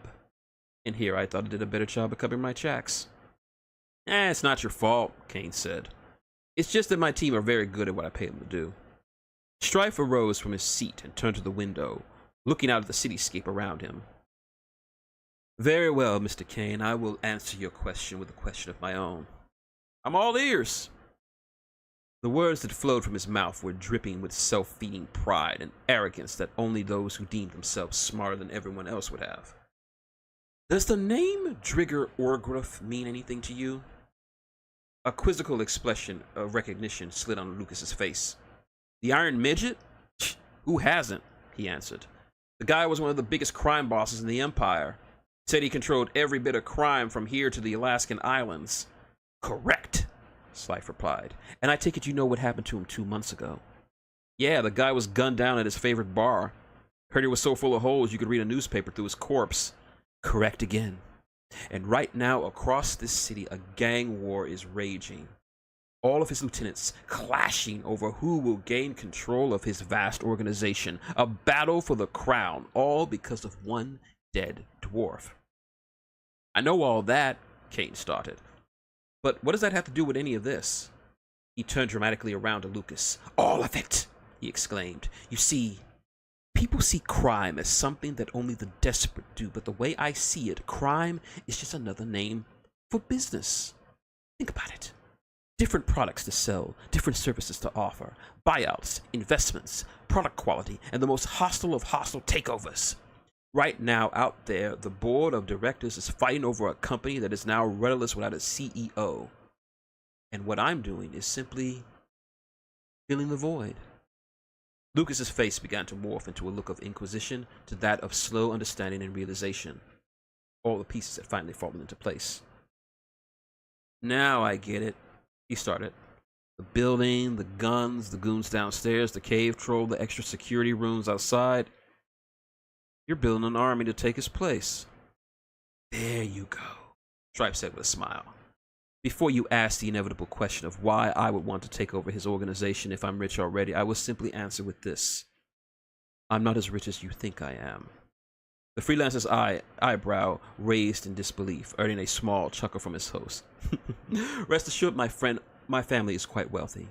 Myself, not so much. Sure, my siblings and I receive monthly allowances that is more than the average person could make in a year, but still not nearly enough to say that I'm rich. My father encourages us to make our own way in the world instead of relying on his vast fortune. When the Iron Midget died, I saw my opportunity to carve out my own fortune. And with the money he was getting was far from enough for my plans, and I couldn't just ask my father for who was willing to give without giving away what I wanted to do. Hence the money, Lucas added. That 50 million drachmas will act as the seed money to my conquest of the criminal world. With it, I will buy the loyalty of all the lower street gangs in the city, increasing my ranks, and those I can't buy out, I'll just remove them from the equation. Thanks to my contracts in the arms industry, I can equip my men with far better arms than the meager pop guns my rivals are using. And the cave troll? I know a few higher-up overseers in customs who will look the other way. Smuggling a troll into the country is very easy, he explained. With that money, by the end of the month, I will be a major player in this little war. In 2 months, I'll have full control of the city. By the end of the year, I will have conquered the midget's former empire and made it my own. And no one would be the wiser. Yes, I'll spread stories and rumors about the new boss of the East Coast in the streets. I'll have cops chasing shadows and mists for years, and all the while I'll be basking in my new wealth and power. I had to admit, ambitious and almost an impressive kind of plan, Lucas said. I'd be more impressed if he hadn't felt the need to snatch a kid from his parents. That being said, he started as he took his seat again. Now that you know my plans, what do you intend to do about it? His question had a slight effect on the human. I could see it in Lucas's face, a look of, well, no single word could accurately describe the look. I'd say it's akin to him wanting to reach across the desk and punch the arrogant elf in the face, job be damned. I don't know if Strife could see this look and recognize it for what it was, but I know for sure that it was a tempting prospect for our dear friend Lucas. The look passed as fast as it arrived, as Lucas took a more relaxed posture. If I were a cop, I'd bust your ass faster than you could blink, he started. But I'm not a cop anymore. This is my job now. I'm just here to give you your money and bring the kid back to his parents. Cops will handle you if they can. A wide grin erupted on Stripe's face. Good answer. I like people who don't ask too many questions. Now, with that out of the way, just hand me the money and first bring the kid in. His quick statement clearly caught the elf off guard. I'm sorry? The kid. Bring him in here. And what makes you think he's here? Oh, please, said Lucas. You're a businessman. You wouldn't keep an asset like him somewhere where you can't keep a solid eye on him. You wouldn't want someone else taking him, or one of your goons deciding to get smart and hide the kid to goose you out of the money. Also, he leaned in a bit closer for this next bit. I've been around his kind my whole life. I know the smell very well, and despite how this room looks, it reeks of him. So why don't you stop playing stupid and bring the kid in here? As Lucas leaned back, it was clear to anyone, myself included, that Strife was once again sussed out by this human. He'd probably admire the guy if what he was planning for months didn't hinge on the money he was getting. He reached into his pocket and pulled out a small cell phone. After dialing the number, he said something in Elvish. I can tell you right now that Lucas didn't speak or understand the language. He never took the time or effort to learn it, even though he works with an elf himself. I, on the other hand, can understand it. All he said was, bring him in, before turning the device off. A few seconds later, the rattle of the doorknob called the elf and human's attention, as well as another well-dressed elf into the room from a side room. In his arms was a small, silver-furred puppy. Although it wasn't a puppy, it was a baby lichen. A very young one at that. Its age was clear to Lucas, since very young lichens haven't mastered the ability to shift between wolf and man, making them look like puppies to the uninformed observer. Poor thing looked utterly frightened, but otherwise okay. This was the last piece that Lucas needed for his plan to begin. Satisfied, Mr. Kane? Asked Strife. Lucas turned back to him, reaching into his jacket pocket to retrieve the lone cigarette he was allowed. More than enough. Now we can complete this little transaction. He held the tobacco stick between his fingers. Got a light? Ever the good host, Strife retrieved his gold-plated lighter from his desk drawer and gave him the light he wanted. He took a long drag from it, inhaling the smoke into his lungs, causing him to violently cough in reaction. So, the money for the kid? He choked out between fits of coughs and hacks. We have an agreement. Even though he got his money, the elf was starting to feel a bit bad for Lucas, who seemed to be on the verge of passing out. A word of friendly advice, Mr. Kane. You might want to think of quitting. I don't think you can handle smoking anymore. Lucas let out a laugh, or something that could be called a laugh. I could really tell due to the coughing. You know, that's actually kind of funny. And why is that? Because I don't smoke. Before he or anyone else in the room could process the meaning of that statement, Lucas already had flicked the butt into the air. He quickly slipped the goggles around his neck. He quickly slipped on the goggles he had around his neck, just as the cigarette exploded into a flash of green light, blinding the elves. Lucas picked his spot to act, and acted he did. He moved faster than a lot of people would believe he was capable of. In fact, I had to pull out my watch just to time it all. 0.5 seconds, Lucas grabs the edge of the table and flips it up and into the face of Strife. 1 second. Lucas jumps from the chair and advances upon the leftmost guard. He grabs the barrel of the gun with his left hand, smashing him in the jaw with a perfectly delivered strike. He is unconscious. 1.5 seconds. Twisting the rifle around in his hands, he turns it to a makeshift club, landing a solid blow with the butt to the rightmost guard. He is unconscious. 2 seconds.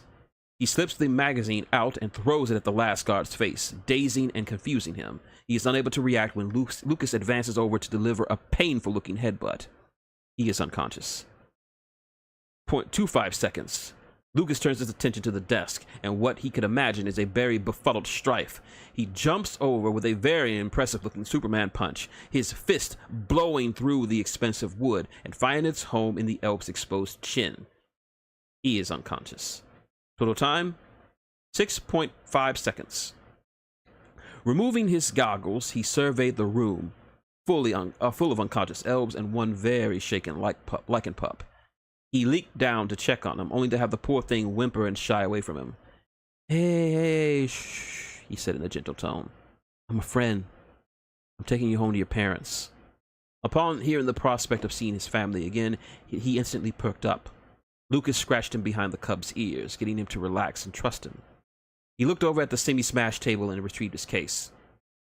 Okay, kiddo, this is going to be a bit scary and cramped, but you'll be safe in here. Lucas popped open the case to reveal nothing. Not a single drachma to be found, but more than enough room for a young lichen cub. Warily, the cub sniffed the inside of it before crawling into it. Lucas gave the youngster a quick thumbs up before closing the top. Reese, you got me? He asked in his earpiece. I saw everything. You could have been faster. Well, I'm sorry I couldn't kick ass fast enough for you. And your mother was right. You should really invest in a hat. If we can move along, he said through gritted teeth. How's it looking outside? The sniper changed her scope to thermal, allowing her to view the body heat of the guards outside, all of whom were seeming unaware of what happened in the room. The guards seemed clueless. I thought so, he said. Notice the layers between the doors. The whole room is soundproof. Bet our dear prince here didn't want the help listening in on any business transactions. A wise precaution. So what now? Well, I need to get out of here and get my guns back. Can you take care of the guys? Please duck your head and do not get up until I tell you to. He certainly did as he was told. This was what Lucas called Reese's shoot mode, where she wholly focuses on the task of sniping and killing those she deemed no longer deserving the gift of life.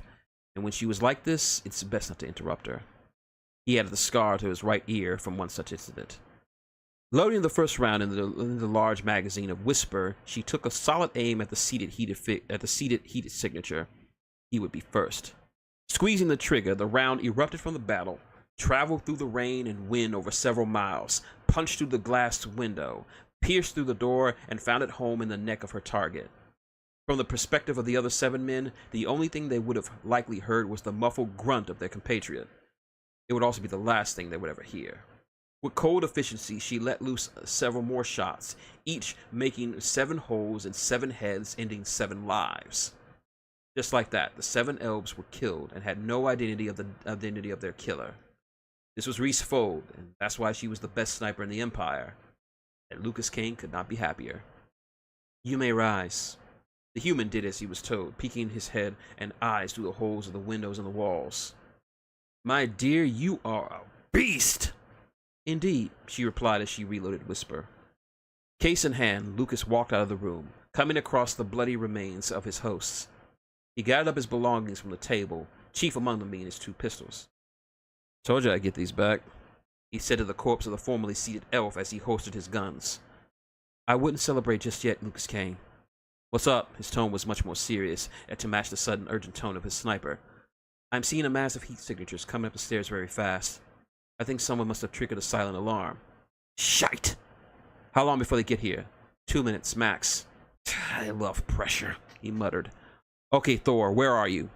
In the basement, said the dwarf. Just clean up the rats. I'm waiting for you, lad. Good. And Groose? I just talked to him. He'll be here in 5 minutes. Well, that's cutting it close.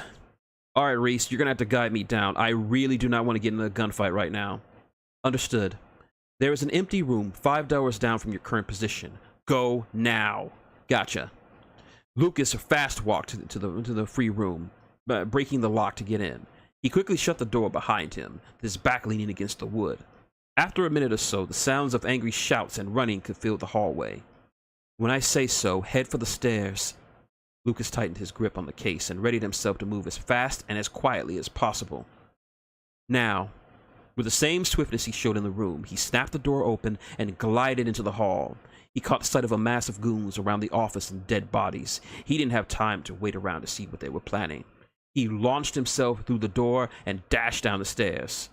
All he had to do was get to the basement and hope he didn't run into anyone. 5 hostiles coming up. Get off on the 5th floor. He complied without a word of complaint. The 5th floor was not as well made as the 7th. Not that he cared. He just wanted not to run into anyone there. There's a small stairwell at the end of the hall. Move now. He quickened his pace, but not into a run. He didn't need to waste energy needlessly. He just wanted his luck to hold out. Sadly, the gods are not that kind. What the? It was from a human goon. He had emerged by chance from the 4th room from the stairs. He had come to this room to toke up on his stash of elven weed he had bought off one of the guards.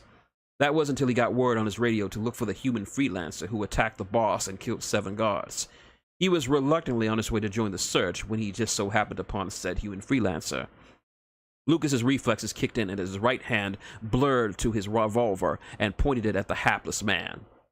Now, remember when I said that these guns were special because they used variable rounds? This is the perfect moment to explain what they are. Variable rounds are named so due to the enchantment placed on the shell casings. They are able to change the ammunition type when fired from them, depending on the chant the user has said before he fired. And Lucas was about to show this poor victim one of those types. Arya! He pulled the trigger, and instead of a bullet, what came out of the barrel was a massive gust of wind. The man was blown back into the room and out of the window, joined by bits of wood, furniture, and glass. Damn it, Lucas cursed to himself. You should be mad. The little display has alerted the others of your position. I kinda got that. His comment was directed towards the arrival of 2 more goons, guns drawn and ready. Fira! He fired a round at the 2, this time taking the form of a blast of fire. One of them ducked into the stairway. The other one was not so lucky. The sound of 3 more goons coming up at the other end caused Lucas to whip his head around again. He fired, unleashing yet another torrent of flames at his aggressors. Unfortunately, they were fast enough to retreat into an open room, avoiding the flames. A dual wall of crimson fire gave him a brief barrier against the small army rallying against him, although it didn't stop them from firing rounds blindly at him. He dove back into the ruined room, the sound of impact rounds landing around him and near him. Lucas, we have a problem, Reese said, calm as ever. More so than this? He yelled over the sound of gunfire. The other half of their force is covering the lobby. I believe they thought you'd be making your way down to the exit via the front door. Even if you get to the stairs, you are outgunned and outnumbered. I love good news, said a very sarcastic Lucas. So I'm out of options? As far as I can see. Wait! It was Thor's turn to speak up. I think I got a way out for you. You're on the 5th floor, right? Yep. Good. I studied the blueprints of this place like you told me to. If you can get to the 2nd floor, there should be a small laundry chute in the hallway. If you can jump to that, it'll take you straight to me. Sounds like a plan. As for how to get there, I don't... His speech was cut off as he began to form another plan in his head. Reese, give me some cover. Of course. What will you do? She asked, unloading a couple of rounds into some hostiles. Making my own stairs. He cocked his gun, and he pointed towards the center of the room. Gravita! The shot he fired was small and purple, but soon expanded to the size of a small car. The mass dropped into the floor, pushing a hole through it. Not wasting another second, he dove through the floor and landed on the room beneath. He fired again, creating another hole for him to jump through. With the last round, he repeated this action, giving him the exit he needed to the 2nd floor, thankfully clear of enemies. Dusting himself off, he walked out of the room into the very empty hallway and began to look for this laundry chute. The sound of gunfire seemed to die down above, meaning they probably know he isn't up there anymore. Urgency rushed his search. Just as the sounds of stomping feet closed in on him, he spotted the rusted hatch of the chute right next to the elevator. He rushed towards it, cursed himself as he yanked the rusted hatch open. His face scrunched up as he looked down into the dark crevice of his next destination. No time to be picky. He popped open the case at the top of the case to see the pup, a bit ruffled but otherwise okay. Hang on to your tail, kid. This part's gonna suck. The cub didn't have time to wonder what he meant before the lid was shut again. Lucas dropped the case down the shaft, hoping that the lone passenger wouldn't be too much have a hard of a ride. The steps were getting closer. There was no time to really think. The human jumped headfirst into the chute, not caring how rough the trip was going to be for him. If anyone who happened to be next to the chute, they were probably going to laugh themselves at the various curses and expletives the 37-year-old human shouted as he bumped and bashed his way down the metal shaft, completely at the mercy of gravity. He finally landed with a pronounced thud in an old laundry bin, minus the laundry, which he probably could have used to give him a softer landing. I don't want to do that again, Mommy. Have a nice trip, have ya? Lucas cast a sore glare at the grinning form of his diminutive partner, Thorgan Riffall. The dwarf looked no worse for wear, considering how he had just arrived here and such. His faded red jacket had spots of dirt and filth patched all over it, as well as his favorite cap from his favorite baseball team, the Baltimore Saltines. His long jeans shorts were ripped in a few places in them, more so than normal. His favorite blue sneakers were caked in mud and other things I don't think were mud. He, nevertheless, found the effort to smile as cocky as ever, with his blonde goatee in such rough condition. Watch what you say, or I'll pull out my old dwarf tossing skills. Talk. Lucas climbed out of the bin, groaning at the fresh bruises that he was more than likely to have by this time this job was over. You got the package? Thor adjusted to the case next to him. Got it on the way before your glorious entrance. Lucas chose to ignore his comment as he popped it open to check on his charge. To his relief, the puppy was fine and surprisingly happy. Oh, look at the little wee one, cooed Thorgan. He is a cute one, isn't he? It reminds me of me dog back in Roost.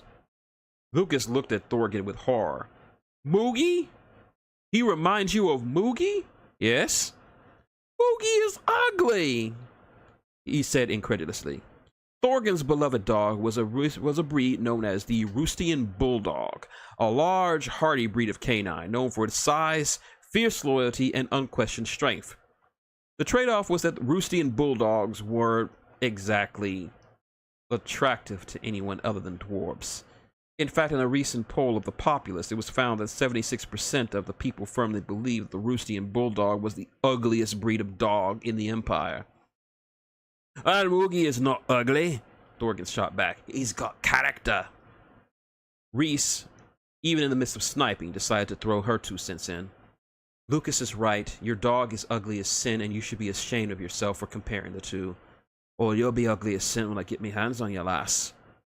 The human sighed to himself as the two began one of their usual bickering matches. Enough, you two, he ordered, massaging the bridge of his nose. Where's Mr. Fisher? Thor cracked a grin at his question.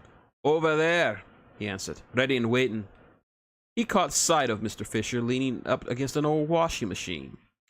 In this case, Mr. Fisher was not a person. He was a very long black bokken, or wooden sword for the uneducated. It was made of a special type of Alaskan cedar oak, very sturdy and thick. In some ways, it was stronger than regular steel. As for the name, Lucas named it after the trainer of his academy, Captain Alex Fisher. According to Lucas, the sword was just like him. Large, black, and busted heads if you pissed him off. He took the sword by the white ribbon-covered handle, swinging around to readjust its weight. Ah, old friend. Time to bust some heads. So what's the plan now, lad? Asked the dwarf. Getting there. Reese, how's it looking up top? There was a slight pause before she answered, likely taking a head count of the foes. They're searching downward, but I do not believe that they know your exact location yet. Groovy. Thorgan? He replied. Party favors are ready to go. Gravy. Okay, we need to get to the lobby and hold on till Goose gets here. If he says he's coming, he ordered. Reese, get your elven ass down here. Gonna need you closer when the fun starts. Moving. I got the kid. You ready for this, bud? Thorgan reached into his backpack and pulled out something that looked like a small rod. With a single twist, he doubled the length into a more recognizable shape of a shotgun. The Mark V roundhouse collapsible shotgun was Thorgan's favorite weapon to use, mainly because it was so much like him. Small in size, but packs a punch. Always ready for this, lad. He punctuated his answer with a nice clock of his gun. Ah, rowdy, you know the way? Just gotta go through the boiler room, cut through the second laundry, small hallway, dash through the kitchen, and we're there. Good. You take point. Oh, and your mum was right. Just break down and buy a bloody hat. Just get moving, dwarf. The dwarf nodded in agreement and headed to the door of the boiler room. He kicked it open with his small legs and casually walked in. Lucas was about to admonish him about going into a room without properly checking it, but it died the moment he followed him in. There were 5 dead bodies around the room, 2 humans and 3 satyrs. 4 of them looked like they had been shot to death. The 5th one's face had been beaten into an unrecognizable mesh of teeth, bones, horns, blood, and vomit. The rats? Lucas asked. Oh, aye. Damn big ones, too. The duo passed over the bodies and into the small hallway that led to the kitchen. This was one of the few rooms in the whole building that was still active, to provide meals for Stripe's growing army. Neither of them knew this, or they would have predicted the presence of 3 more satyrs, snacking on some bread. Said bread was dropped as soon as they caught sight of the duo and aimed their guns. Ah, bloody hell! Thorgan shouted, as the 2 of them began to dive behind a counter, with a hail of bullets raining over them. Through the noise, Lucas could hear the sound of one of them radioing in for backup. Things were about to get crowded. Setting down the case, he drew his fully loaded revolver and discharged a few fire rounds at them. Thor popped a few rounds of his shotgun while shouting like an insane madman. Aye, come on, you bastards! I have better aim when I'm taking a piss! He roared between shots. This is what Lucas referred to as Thor's insult foo. During fights like this, he would often shout, curse, throw insults, and generally do everything he can to piss them off. In his words, an angry enemy is a sloppy enemy, and a sloppy enemy is a dead enemy. Lucas almost could laugh at the other insane things the dwarf was yelling at between the shots. Ah, come on, you horse! Get your balls up! Me grandma can shoot better than a lot of you, and she's dead! Why don't you get your mothers to shoot for you? Oh, wait, shoot, you can't! She's too tired for me giving it to her last night! You son of a bitch! One of the satyrs roared, much to Dor's delight. Giving into his rage, the man rushed out and charged straight at them. Thor popped over the counter and shot him full of buckshot, dropping him stone dead.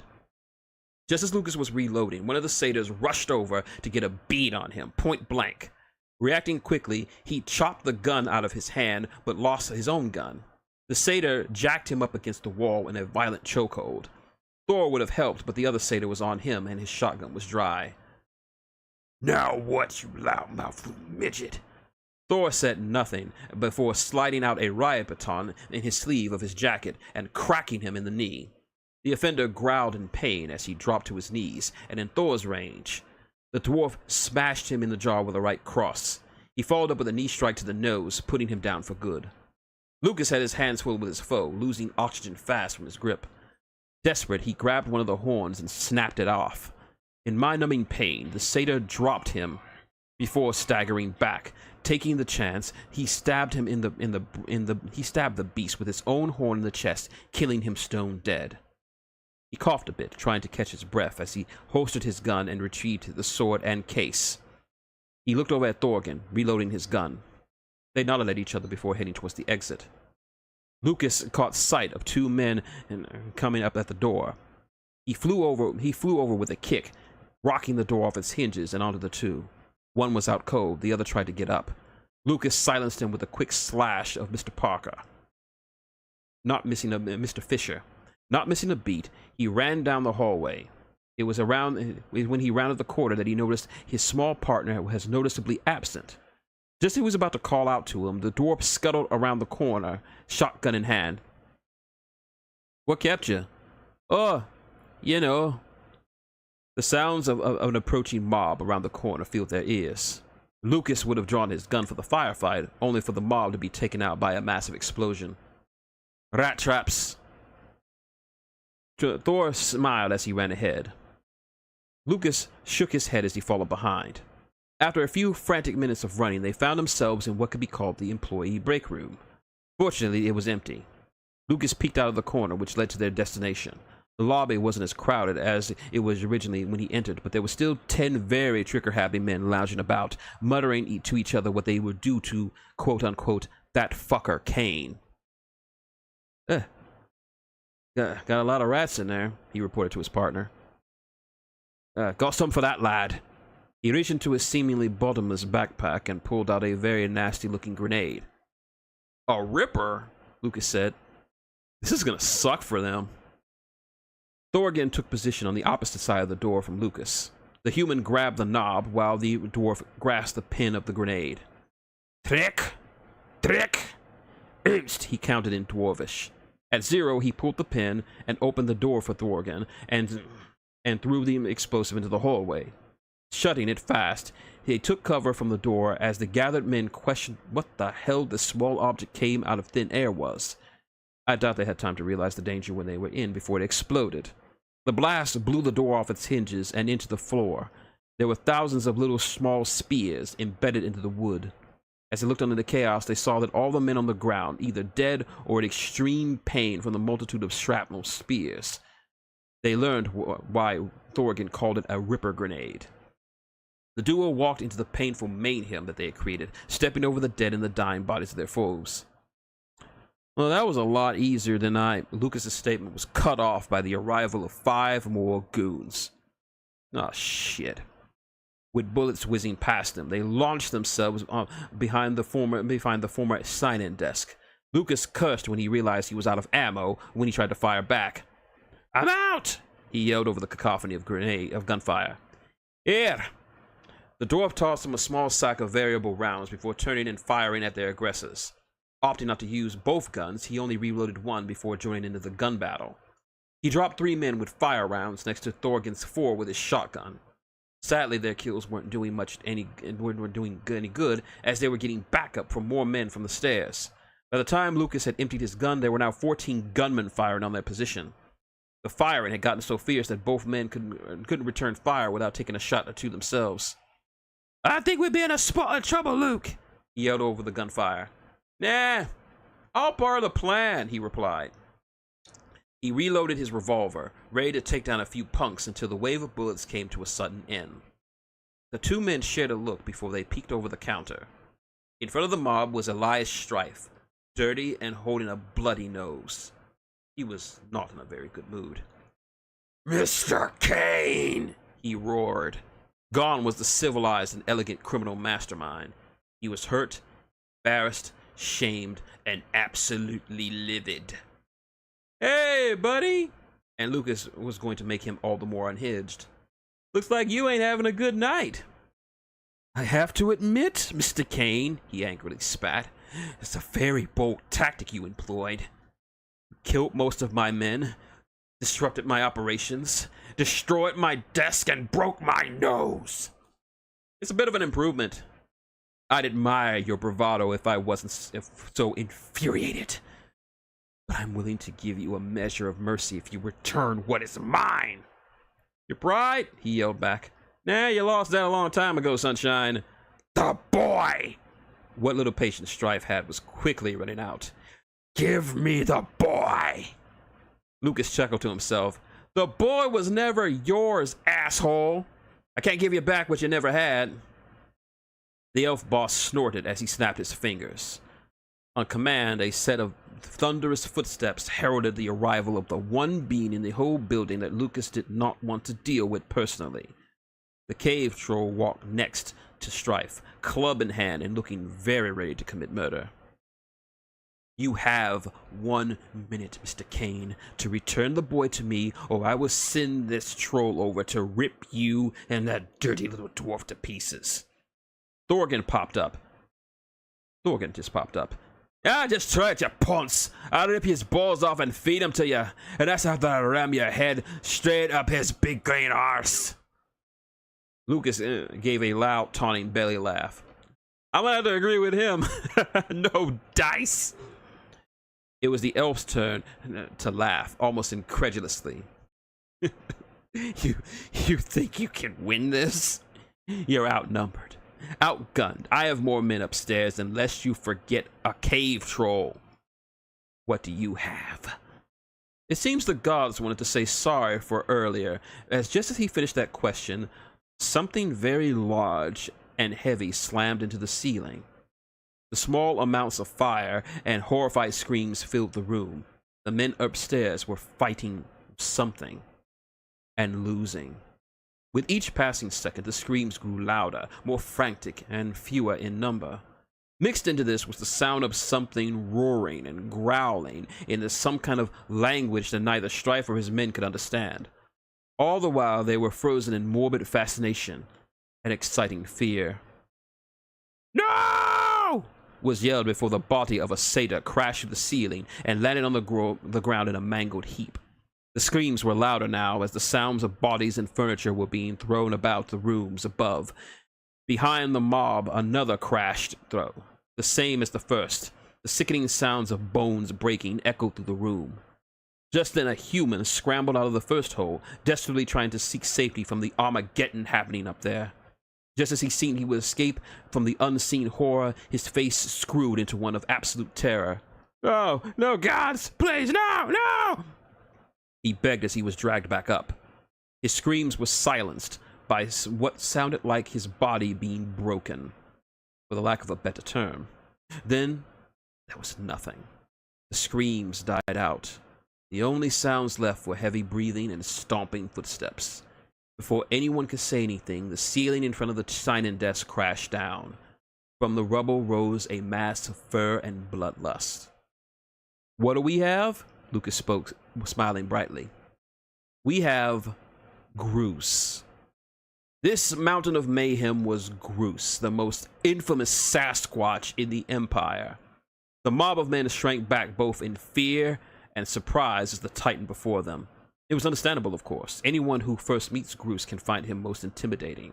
His fur-covered face was hard and stern, gold eyes filled with violence. His bottom canine tooth stuck out out of his large mouth, one of which had been chipped, which seemed to add more to his imposing presence. His hair-covered broad chest with long, thick forearms looked like they could shrug off a missile strike. The only bit of clothing he wore were a pair of blue jeans, shorts, that didn't seem to really fit him. And on his back was something that looked like a long rifle, but why would something like this, someone like this guy would need a weapon? They would never know. What took you so long? Asked Lucas. Tamachita moti han machina. Now your eyes are not missing with you. That is the language of the Sasquatch called Sasquatch. It is a rough and complex tongue that almost everyone in the Empire, including myself, can understand. If that's true, then why not translate it for you? Well, quite simply put, they don't like others speaking it. It has nothing to do with the Sasquatches wanting other races to speak it. It's just, to them, anyone else who tries to speak it sounds horribly stilted and mangled. Even the best linguists in the New World can't properly speak Sasquatch to save their lives. So, instead, it just was easier if people merely understood the language, but not speak it. And since Sasquatches can understand a lot of languages, there was no need for them to deviate from their own. You were doing that again, weren't you? Lucas said. Nanema, Matachica. He pleaded almost like a child would from an angry parent. He's lying, Dworkin chimed in. He's doing it again. Nanema, Nanema. You're gonna catch something if you keep doing that. While the trio were busy discussing Groos's personal habits, the mob were frozen in fear, save for Strife and his cave troll. What are you fools doing? The Up said. Get them! But his orders fell on deaf ears. His men, the baddest he could find, were just stone statues before the form of Groos. But that's Groos, one of them said. Yeah, I heard about him. He's the one that messed up those guys in the Great Lakes, another said. I heard about that. They said he killed so many of them that the lake was blood red for a week. The terror amongst them was an all-time high. They had heard stories and rumors about this guy. They knew what happened to people who got on the wrong side of Groos. What they didn't know was that he was on Lucas Kane's payroll. The only one who didn't know the stories was Strife himself. He's just a hairy ape. There is nothing to fear, he raged. We had 20 guys up there, all armed to the teeth, and he killed them all. Boss, let's let him go. I don't want to get ripped apart. The morale of his men was shrinking and dying right before his eyes. Anyone who knew the stories would have taken the advice and gotten away from this murder machine as possible. Sadly, Elias Strife wasn't anyone else. Eyes full of indignation, he snapped his fingers at the troll. Go. Kill. This was all the troll needed to hear. Like I said, they weren't very smart, but when it was told to kill, they killed. The massive green smiled a disgusting, slobbery smile as he began to advance. Lucas was the first to notice. Think you can handle him, old buddy? He gestured his head towards the troll. Groos stretched his jaw a bit, cracked his neck, and rotated his shoulders. Che, he replied before heading off to meet his opponent. Now, I feel that I need to tell you that a Sasquatch versus a cave troll is a mismatch against Sasquatch. Trolls were bigger, stronger than any Sasquatch. In fact, a troll versus a Sasquatch is no more of a fair fight than a troll versus a human. But then again, this is Groos we're talking about. The two titans stomped towards each other, neither showing any signs of backing down until they were inches apart.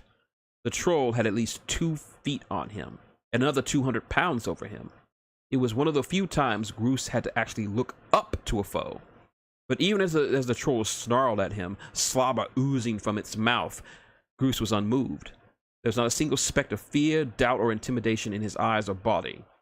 All that was coming from him was a strong urge to beat respect into this creature. Sumas, Shimata, Iche Havmus, Si, Achak Fudbara, he threatened. Or at least that's what I assume was a threat, jabbing his fingers into his skin. The troll, neither caring or understanding what he said, simply reeled his massive open left hand and hit him with something that was less of a slap and more of an open-handed punch. The shock of the blow was enough to shake the windows and rumble the ground. Strife smiled smugly at the results of his investment. I mean, such a blow could kill a vampire, a lichen, or a human. But then again, this is Groos we're talking about. Not only was he still alive, he was even off his feet. His body was just leaning over from the force of the hit. He slowly regained his posture, rubbed the side of his face as he did. He merely nodded before he spoke. Shalmita. Before anyone could blink, Groos tackled the troll full speed, pushing it back into the mob. The men scattered about as the hairy beast began to lay into it with haymakers from its body. The troll countered with a swing of its club, but Groose ducked it. Countered with some quick jabs to its massive gut. It swung his club again. This time Groose caught it with one hand and gave his forearm a nice punch. The blow caused it to lose its grip on the weapon, which was now in Groose's hairy hand. Taking one look at the club, Groose shook his head and snapped it in half like a toothpick before he punched him in the face. The troll staggered back, hurt, and shot while the Sasquatch merely advanced upon him, ready to dish out more punishment. I could almost imagine the thought process of the troll. This particular troll was thought itself to be pretty damn tough, having survived the outwilds of Australia for all its life.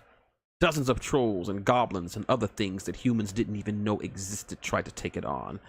They all failed. Nothing was as strong as it. But there was this small, hairy thing, this Groose. He was beating it so easily. It was unthinkable for it. He was bigger. He should be winning. It was around this time that both the troll and Strife finally started to understand why the men were so damn scared of him. This is what it meant to face the strongest and most notorious Sasquatch in the Empire. This is what violence and pain and death look like. This was Groose. Kill them, the elf muttered. Kill them. Kill the brute, kill the dwarf, kill Kane, kill them all! It took a few seconds for his raging order to register with his men. These few seconds were all a certain sniper needed. Before the first could raise his gun to fire, an impact round dropped him like a swatted fly. The next muttered a half curse word before he met the same fate. As more and more of them started dropping, Lucas and Thorgan took the opportunity to resume the gunfight, and thanks to the panic from watching Groose utterly destroy their strongest member, the mob was now in complete disorder. Shotgun rounds and fire shots cut the men to ribbons, while Strife took cover behind a convenient pillar. Elias Strife, ninth son of Alvis Strife, watched as months of planning and bargaining were up in smoke. His money was non-existent. His men were either dead, dying, or maimed, and his greatest investment, the cave troll, was being beaten within an inch of its life. This was the end of his ambitions, all because of a human. His thought process was interrupted as a piece of pillar erupted into his face, a result of a fire round from the gun of the aforementioned human. The stony shrapnel temporarily blinded him. As he rolled around on the ground in pain, he barely makes out on over his own painful grunts the final death rattles of his cave troll as Groose punched his face into a green blob of gore. After a minute or so, the battle had ended. Most of his men were either dead, and those who were probably wished they were. Groose gave the cave troll one punch before roaring in triumph over his victory.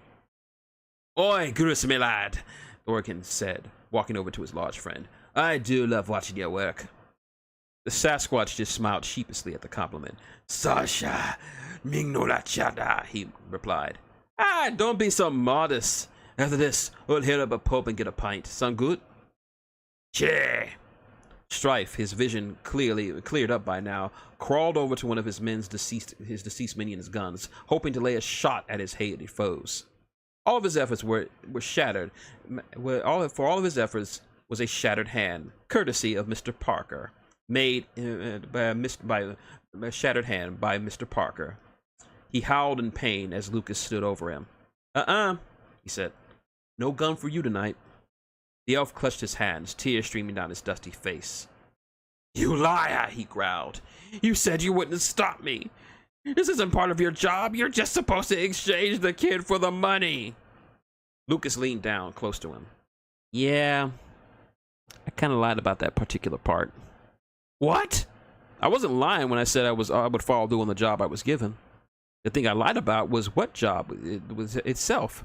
You see, my job wasn't to exchange 50 million drachmas for my employer's kid. It was just to get the kid back. And to make sure that you and everyone involved never try something like this again." This was a hit? Strife never thought of this possibility, that the parents would actually hire Kane just to kill him.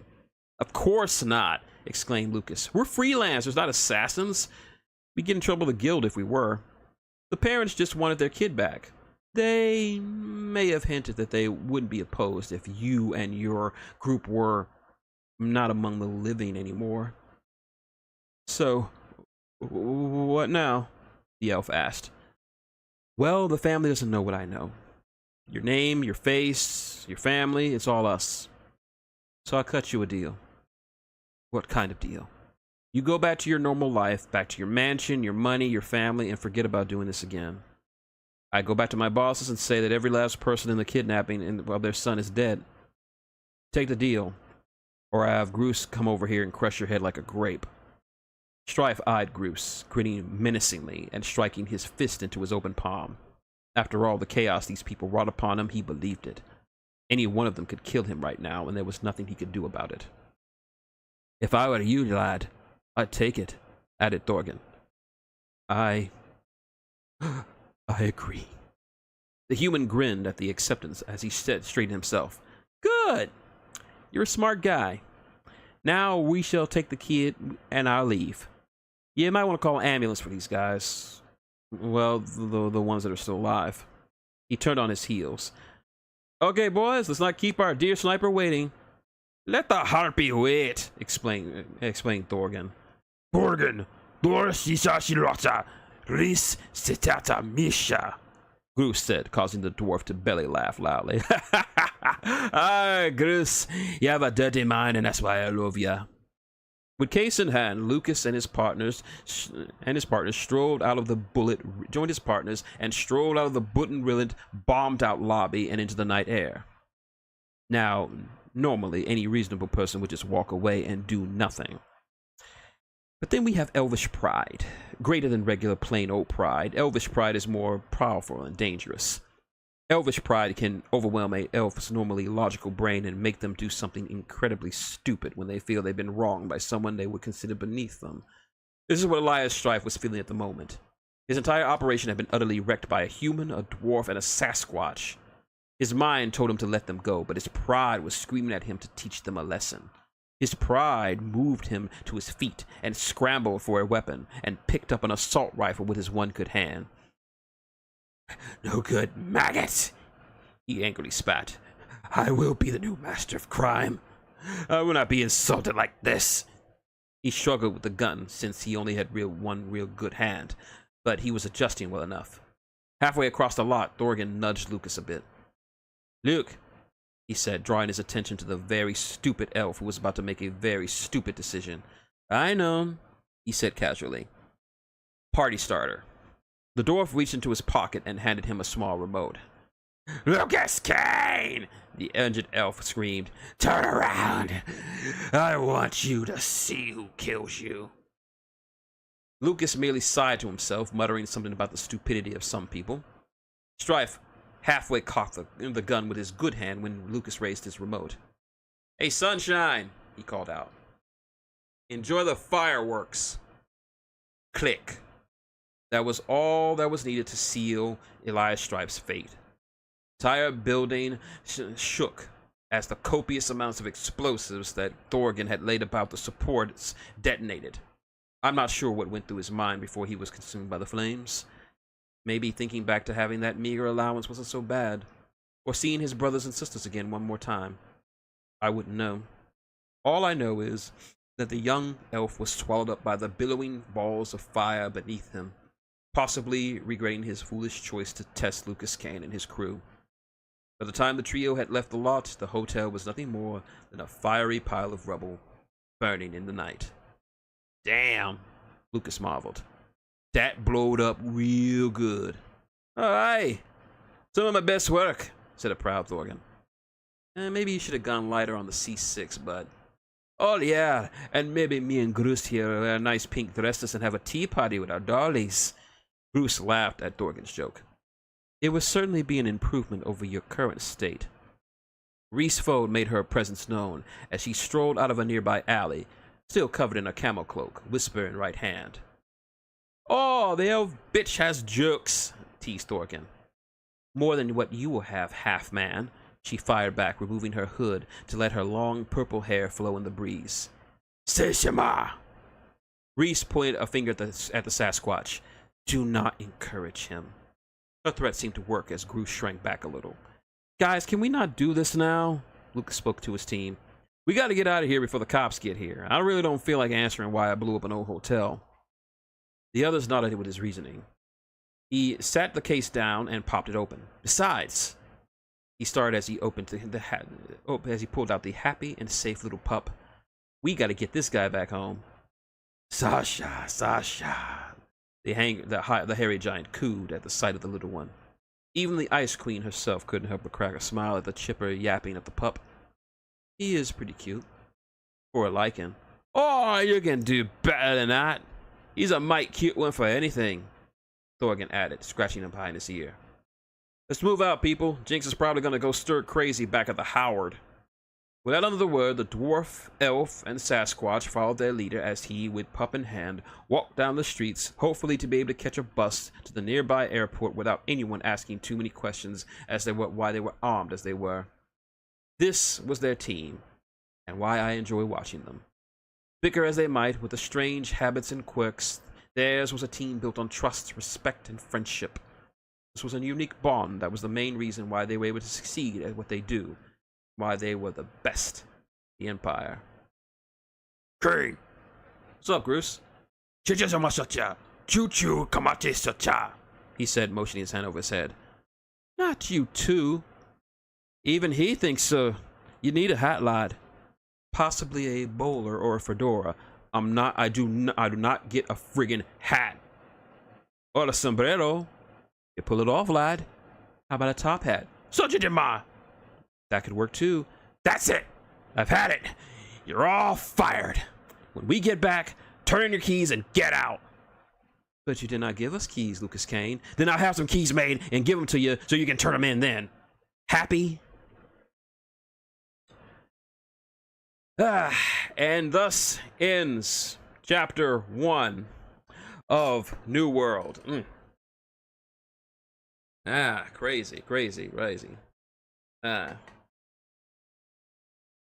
So, what do you think? What did you think? You see a lot of comments. It looks like you enjoyed yourself, Devil. That's great. I'm glad you enjoyed it. Yeah, they always have to go back to the hat. I will come back to that later. So what did you think overall? First chapter, introduction to Lucas Kane and his crew of ruffians and ne'er-do-wells, and how they... Oh, thank you. It was fun stuff. Yeah, thanks very much.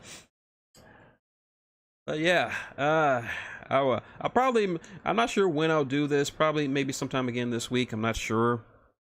Hopefully it'll be sometime this week, but I'm glad you guys had fun. Next time, I will definitely be reading chapters 2 and 3 of New World, where we'll get into the story proper. This was just the introduction to the team and the world that we occupy in. The next chapter, we get into the main meat of the story, and it is going to be a wild one. And also in the third chapter, we're gonna meet a few bits of Lucas's family. So be ready for that, my friend. Be ready for that. So I hope you in the VOD had a great time. I hope anyone who is watching this shares this around. I hope you enjoyed my voice, and hope you enjoyed them. I will enjoy the story. I will leave a link in the pinned comment below where you can buy the ebook version of the... That's no problem. Thanks, Devil. I will leave a copy of the ebook. It is about $8 on Amazon. So if you have a Kindle reader or you just want to have something on the ebook, it is there. And make sure to cop a copy so you can read along with me. And hopefully you'll enjoy yourself. So a long way to go. So I hope you enjoy the ride. So until then, been Shintigercurl, that dude in the straw hat, saying good night.